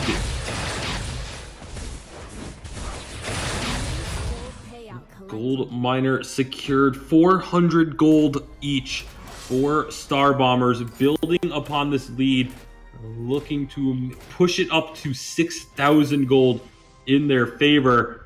Still a little distance off of that, but with having that tier 3 turret on a sliver of health, all it's going to take is one solid push. They can really even force that issue. They can just walk up into the lane and just march down the lane with with or without the minions, honestly. They could even just burn through that turret without minions necessary, but makes it that little bit easier. And if they find a team fight, they can then potentially even look to go into the base of their opponents, even though it's very early on, 12 minutes in. Is not too deep for the death timers, but it's going to be another setup being made by Gangstas if they can find anything. Trying to get this, they're still trying to get Junie to the Broken Myth, and that's still going to be a crucial turning point in this game, a potential game changer for them if he can recall and pick this up. He's got enough gold for it now, and he does get the Broken Myth online. I wonder if it's too little too late, however, as now that's going to be so much damage onto Riesgo. Stand Solo goes low, but look at how many stacks are building up. 4 stacks on the Broken Myth now as they get the kill, they get the turret. Lightning T is going to be fighting with Junie. Junie trying to take down Stand Solo, will get the kill, but is going to pay the price for it. And with just Puppy and a Toaster here to defend as a minion wave comes in to the base, this should be Star Bombers able to take another one of these turrets down. They're going to ignore the glaive and just go straight onto that turret and then back out of the base. Smart decision from Star Bombers, focusing the objectives and getting themselves that much closer to victory. Yeah, and looking over at Riesgo, you know, we talked about how good Finn can be at body blocking out some of those shots. Oh, the EU Treant! Oh, slowing down the retreat from FPG. Finn does get bonus armor if he does build into the armor route here. I almost think that's a safer bet for him than going into the Echo immediately, because we've seen the glimmer shots coming out of FPG. The Sorrow Blade, Double Monocle, and level 11 Infusion was a big 500 damage to the face of Riesgo and chunked him down so quickly in that fight that it really allowed this Siege comp to push probably more aggressively than they should have been able to. Again, no armor, even on Finn. Those glimmer shots hurt Bacon. And, you know, again, just the bonus armor that Riesgo would get, he needs to get some if he wants to be able to soak up some of this damage. If FPG is just constantly allowed to force Riesgo out of a fight, then it's not going to look good for the Gangstas. They need to find something, but that something might be happening here. They're trying to find a way to get into this fight. Afterburn onto Lightning T. There's going to be a nice forward, but is it going to be just pulling them to their death? And that's exactly what happens. Riesco falls. Crystal Sentry going to get involved, but they have too much damage. Junie is down. Puppy and a Toaster goes down as well. And with that ace, with only one turret remaining, this is going to be game number 1, going the way of Star Bombers. Yeah, game 1 going to Star Bombers, and actually FPG came out absolutely huge this game, but not only do I want to say that FPG came out huge this game on this Kestrel, every single member of Star Bombers has 100% kill participation, 9 for 9, and that is not something you see very often. Yeah, showcase their team play ability, their focus on the objectives. 9 kills to end the game is not a terribly high number, but the fact that all 3 members had 100% kill participation just shows the way that they played this game was much more about the team-oriented gameplay, grouping up, forcing the issue in the lane, and finding the fights that way. It was a really strong play from Star Bombers, and it's a very difficult strategy to play against because the only way to play against it is to essentially match what they're trying to do. And unfortunately for Gangstas, they were never quite able to do so. All right, and to get us ready for game number 2, obviously we will be getting Star Bombers switched over to the A side, and then obviously Gangstas will be going on to the B side. It will be Dragonborn with us. Yeah, that was rather one-sided, but a lot of it had to do with just the play style around Finn again that we've actually seen. Actually, today, it's been really 0 for 2 with the Finn on these circumstances, and this is actually a fairly close series nonetheless, and Finn not really providing the mobility that we need to see. A lot of poke, too. I mean, Samuel Kestrel, that poke you were talking about so much earlier before the game started to nominate, is something that, for a lot of these teams, it's hard to manage, and if you don't, you know, it's almost like so much sustain as well, because you've got Samuel who, if you can't lock him down, he's just going to keep coming out and healing back up once he has the Eve, or just getting back to health and staying out of harm's way. Another thing, too, was just how they paired their ultimates. Really well done. We saw right at the end of that game a combination of using the one-shot, one-kill and the Oblivion to just force Gangstas in a really awkward position multiple times, and it was hard for them to recover. But we are, as you alluded, going to be getting ready for game number 2. And this one definitely going to be interesting to see how, if at all, Gangstas can, come back from this game as we switch them over to A side. I'm sorry, switch Star Bombers over to A side. Definitely looking forward to how this will play out. Of course, what day, if anything, can Gangstas really take away from game 1 and adjust as we get into the second game? If you're going to use a Finn to be body blocking out a huge amount of siege, we talked about how Finn is very good into Scarf because he gets the additional shield, obviously the high health pool he has, as well as the fortified health he can give himself. He can be very good at blocking out those, any kind of incoming damage. But when you don't commit to any defense and those glimmer shots are hitting you in the face, it makes it very, very difficult at any given point for Finn to really be the most optimal hero in the front line. And unfortunately, we never just saw a clean enough fight where Idris was able to build up broken misstacks and run away with it. Right.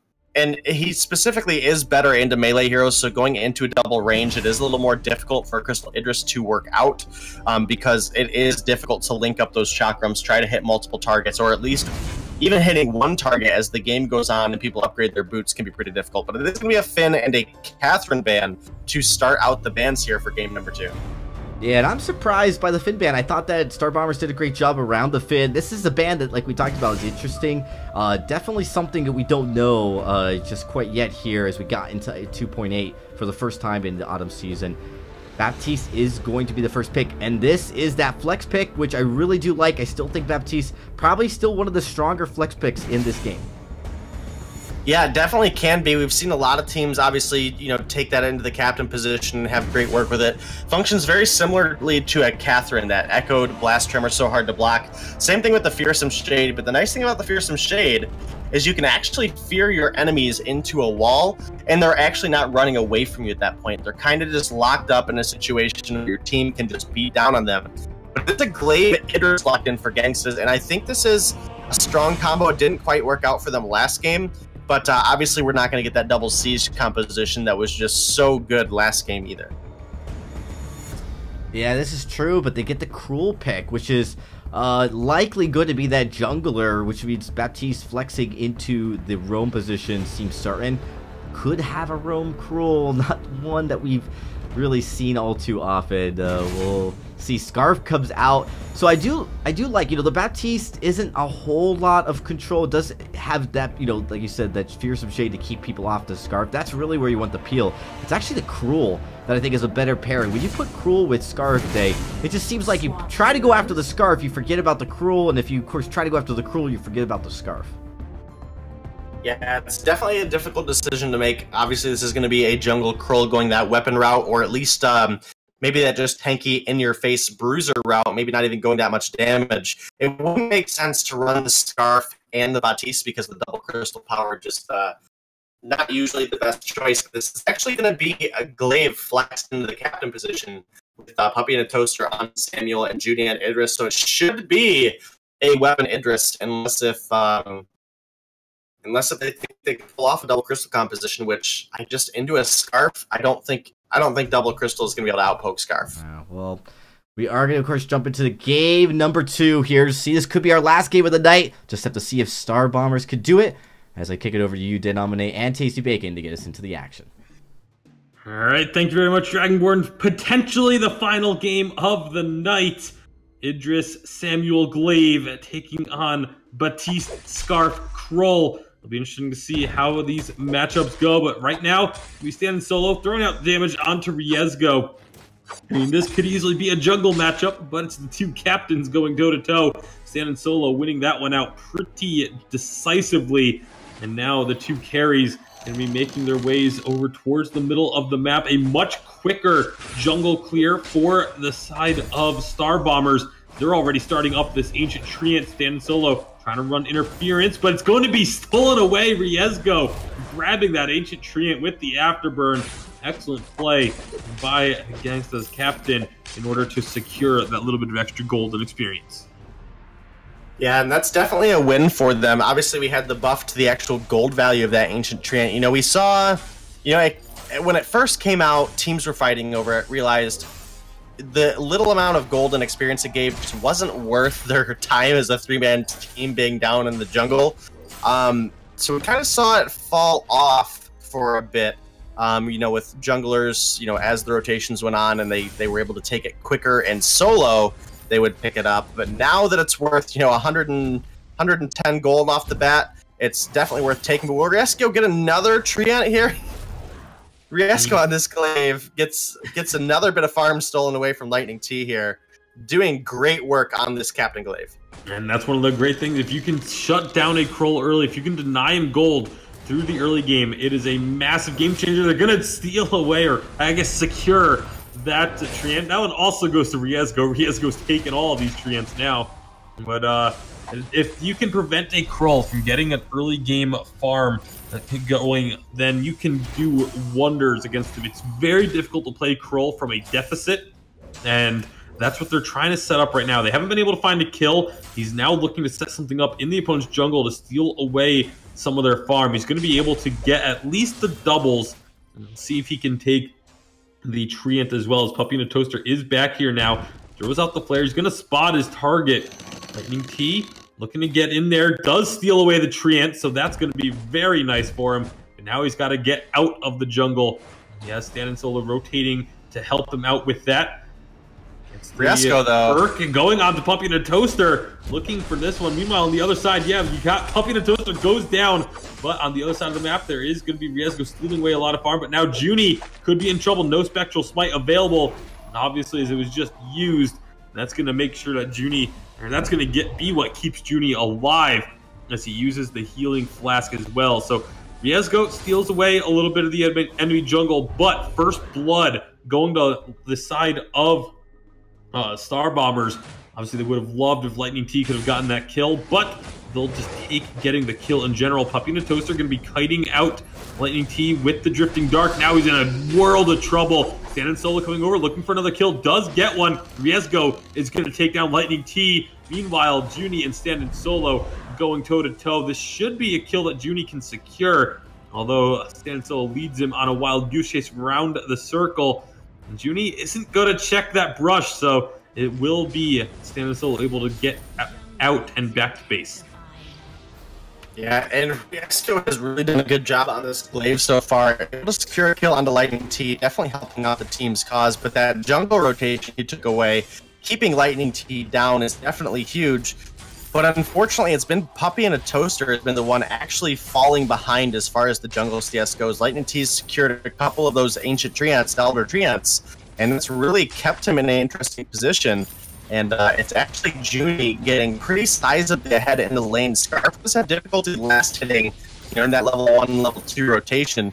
But now that he's got some crystal power in his pocket, he should start to catch up here, as well as obviously, we all know how much damage this Scarf can do to a crit.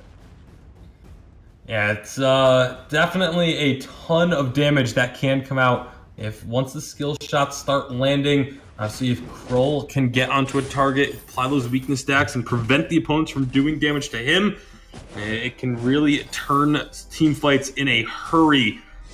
So it's going to be a really, on paper, again, this is an extremely close matchup. Both of these compositions and both of these rosters should be very evenly matched.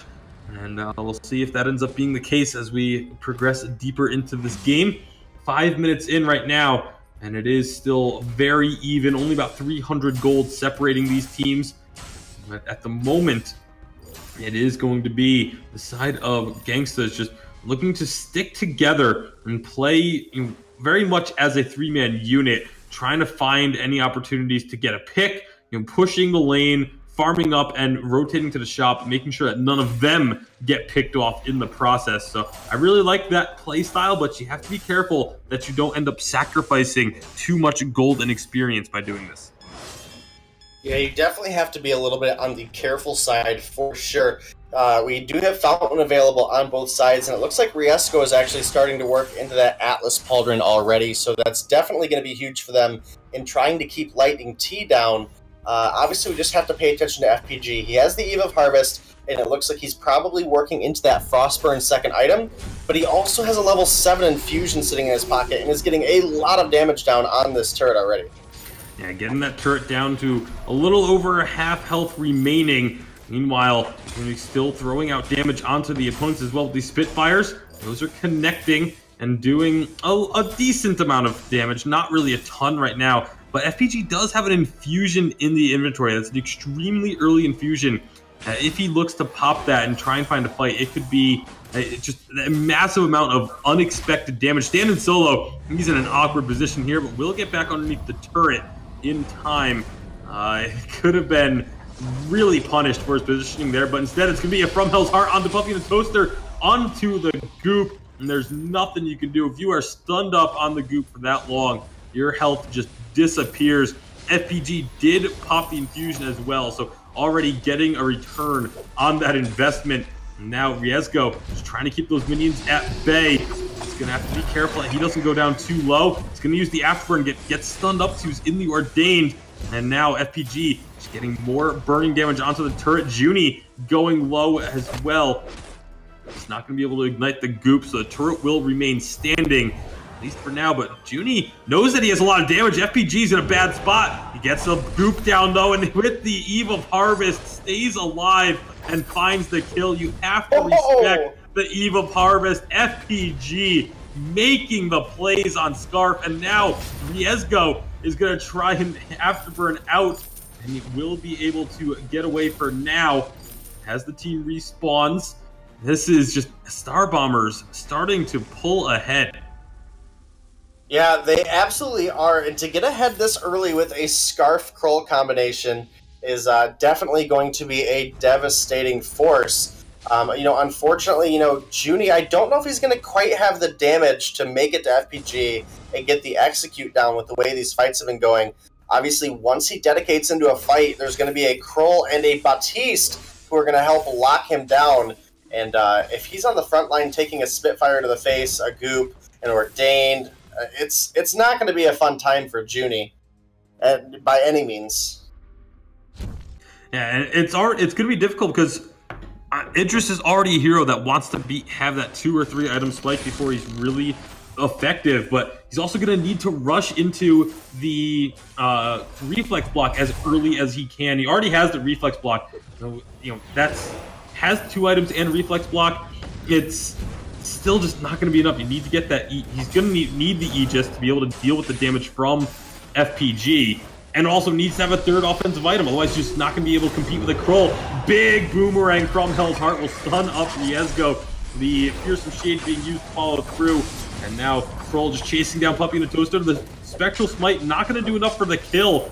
FPG during all of this hasn't really been able to hit many of these Spitfires. So unfortunately for Star Bombers, that will be Gangstas able to get out of here alive. Although that was a beautiful engage from Lightning T on this Kroll. Yeah, it really was, and unfortunately he wasn't able to find Puppy and a Toaster. And it is kind of difficult to land those Spitfires when you have a Glaive Afterburning around. Obviously, Junie has the Shimmer Strike and the Shroud Step available to him, all while FPG is trying to avoid that incoming Afterburn, Chakrams, the Malice and Verdicts from Puppy to Toaster. It's all about having a calm, level head.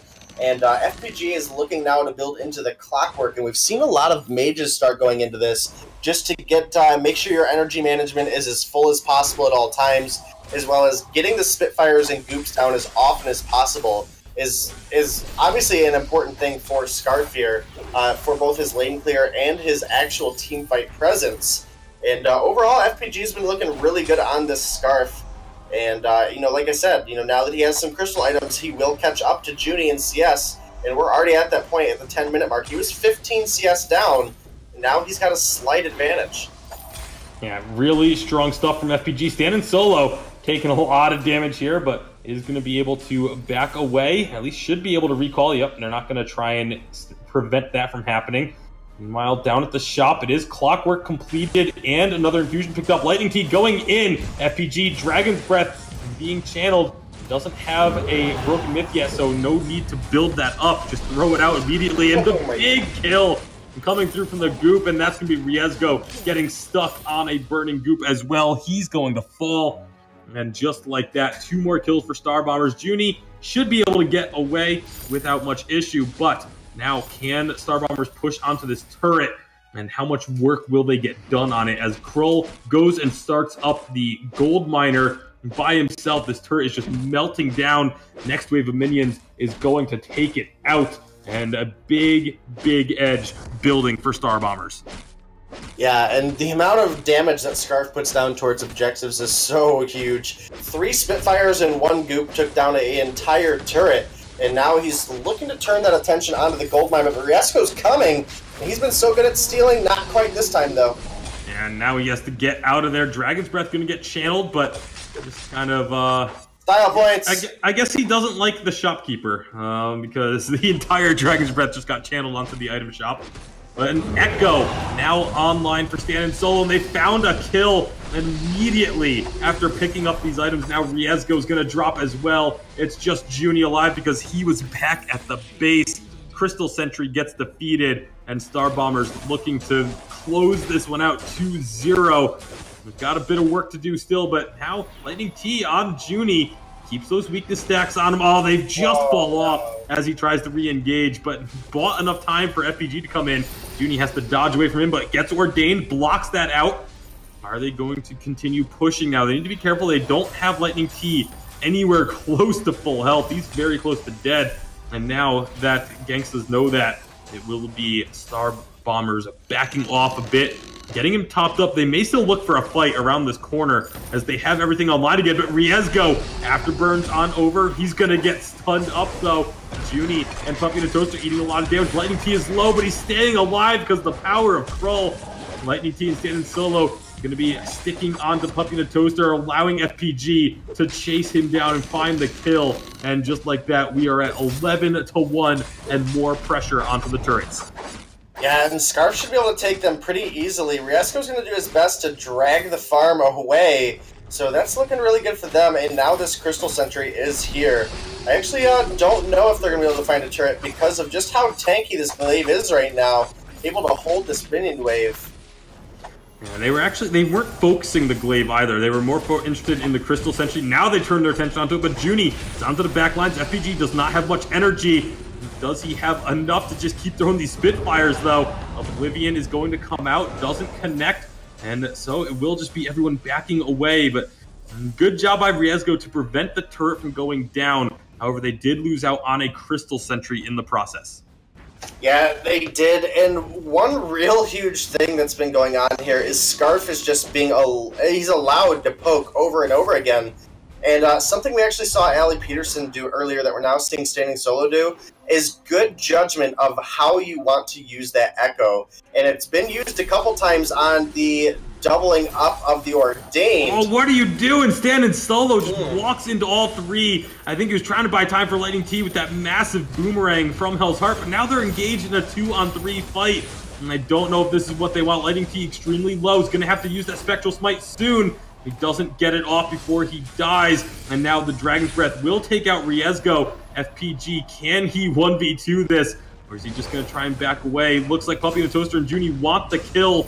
They're going to chase him down. The Goop is going to get a lot of work done. He doesn't get the kills, though, as that will be the Oblivion taking him out, and Puppy the Toaster and Junie able to secure themselves the ace.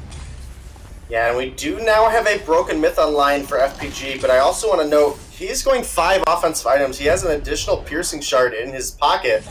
And, you know, it hasn't really looked so far like he's needed defense, and he's really committing to it at this point. So, obviously, getting an infusion now is going to give him a little bit of additional armor and shield. Nothing major, but also some additional cooldown speed. And, you know, there are 3 turrets that still stand between them and a victory, but we're now at 15 minutes. Kraken's online. The next fight could determine how the rest of this game goes. Very much so. And like you said, with Kraken being available, both teams can have to be a little bit more cautious around the middle of the map. That's where they're all grouped up at the moment. Standing Solo and Lightning T, the keys to engaging for the side of Star Bombers. Looks like they may want to try and make something happen here. Lightning T throws out the From Hell's Heart. Can he get on target? No, wait. I think that was Ordained. I just saw the sun come through, but that was going to be the Fearsome Shade. Gets blocked. Junie is burning down, but the Afterburn stops the Dragon's Breath. Riesgo is going to be paying. Junie is going to be the next target. This Crystal Sentry blocking a lot of this damage, but the Goop is going to go up anyway. And now Lightning T is chasing Puppy and a Toaster around the corner. He's going to get Ordained and taken down in a... my game just froze. He got taken down by Lightning T, and Ordained came out of Standing Solo, locked him up, and now it's FPG obviously pushing the lane with the Scarf. No minions needed, taking the turret with the Goops and the Spitfires. Almost dies for it, but is going to make it out. Lightning T and Standing Solo making short work of this Kraken, and as FPG rotates down, it should be pretty easy for them to take the Kraken, as Riesgo and Junie are so far away. But you know, Glaive's coming. Not quite not gonna be able to get there in time. Kraken unleashed, and now Star Bombers. Well, they know that Glaive's right there. They're gonna look to kite this kill, the Afterburn, to get as far away from the Ordained as possible. But now they're on to their target. Where is Scarf? He's coming up from the backside. A little bit slow, but that's a kill, and this could be devastating for Gangstas. Giving up a kill, maybe 2, as Junie gets caught. He's going to use the ultimate, but it's not going to do enough. 2 kills as Kraken is making her way into the base. From Hell's Heart gets blocked, but that's just going to be FPG channeling the ultimate. Style points on the turret, and now they turn their attention to the final turret. Kraken hasn't even gotten here yet, but it's going to be game over, and Star Bombers will take the series 2-0. And very impressive indeed performance from them. Both of these compositions they run, 2 very different styles, but 2 very similar results. Yeah, and FPG had a great performance on the Scarf. Not quite 100% kill participation across the board this game, but overall as a team, 15 on each member, so pretty close. But, overall, this is a team that, we always talked about. Lightning T is a hero, or a player that, really has brought a lot of teams a large majority of their success. And, it's really showed today. He's obviously in the jungle now, but getting onto the scroll and being just such a key person in keeping FPG alive. FPG, great positioning on the Scarf. They were able to carry through with this slight upset as far as the seeding goes over the Gangstas. But it's not the end of the road for them. Obviously, Gangstas will be able to fight their way up through the losers bracket, but it will be Star Bombers continuing on to face... I'd have to look at the brackets, but they should have a pretty exciting game ahead of them as well. Yeah, Lightning T should be a hero. This is such a great example of how team synergy and an individual star mechanic in the 3v3 mode is just so critical, right? Mechanical skills, individual mechanical skills, plus just overall synergy. It works together so well. Lightning T and Standing Solo have played so much together over the last 6 months, right? On and off, different teams, but they have that natural synergy. I think it's been impressive what FPG was able to do today. I mean, he definitely showed he's got some depth to his hero pool. Obviously, we know Lightning T does, and this is going into a team that yes, they're higher seeded, but they've got pedigree, they've got a resume of talent and backing that shows they've been around the competitive block. This is not an easy rollover team, but they definitely handled it very well. Gangstas just overall struggled to deal with team fights when they mattered the most, not getting the kill, not finding the final blow. It speaks a lot, of course, when you're going up against a Cruel. Giving such a mechanically skilled player like Lightning T Cruel is never a great sign to nominate. Yeah, definitely not. And, overall, that was a pretty good game. It was pretty dominant from Star Bombers. But, again, it is going to be a second lifeline here for the Gangstas. They will be able to go through the losers bracket. I do have somewhat updated results.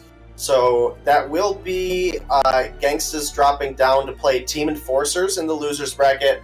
And it will be Star Bombers moving on to play the winner of Tilt Rehab and Autumn Leaf.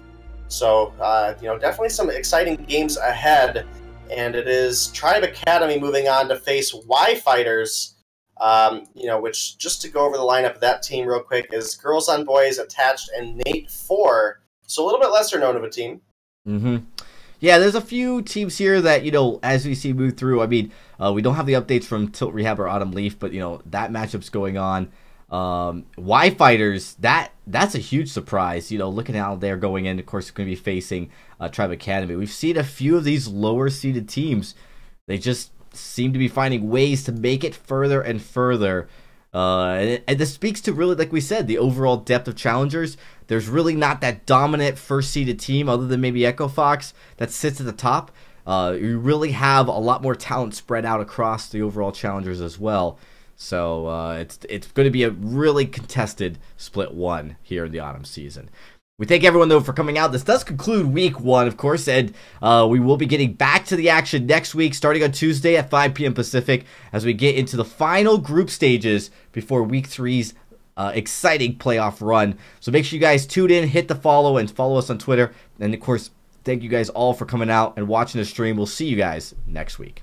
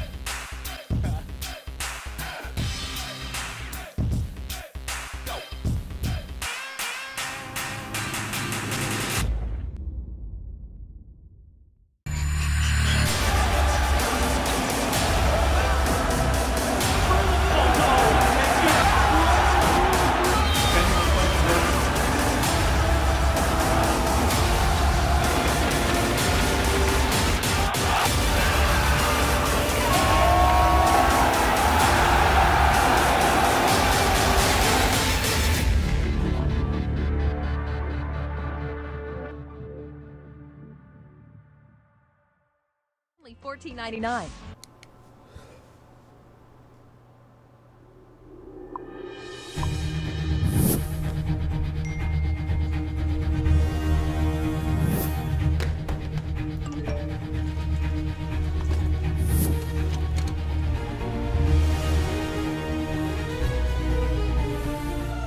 Don't miss the call. Download Band. Communication made easy.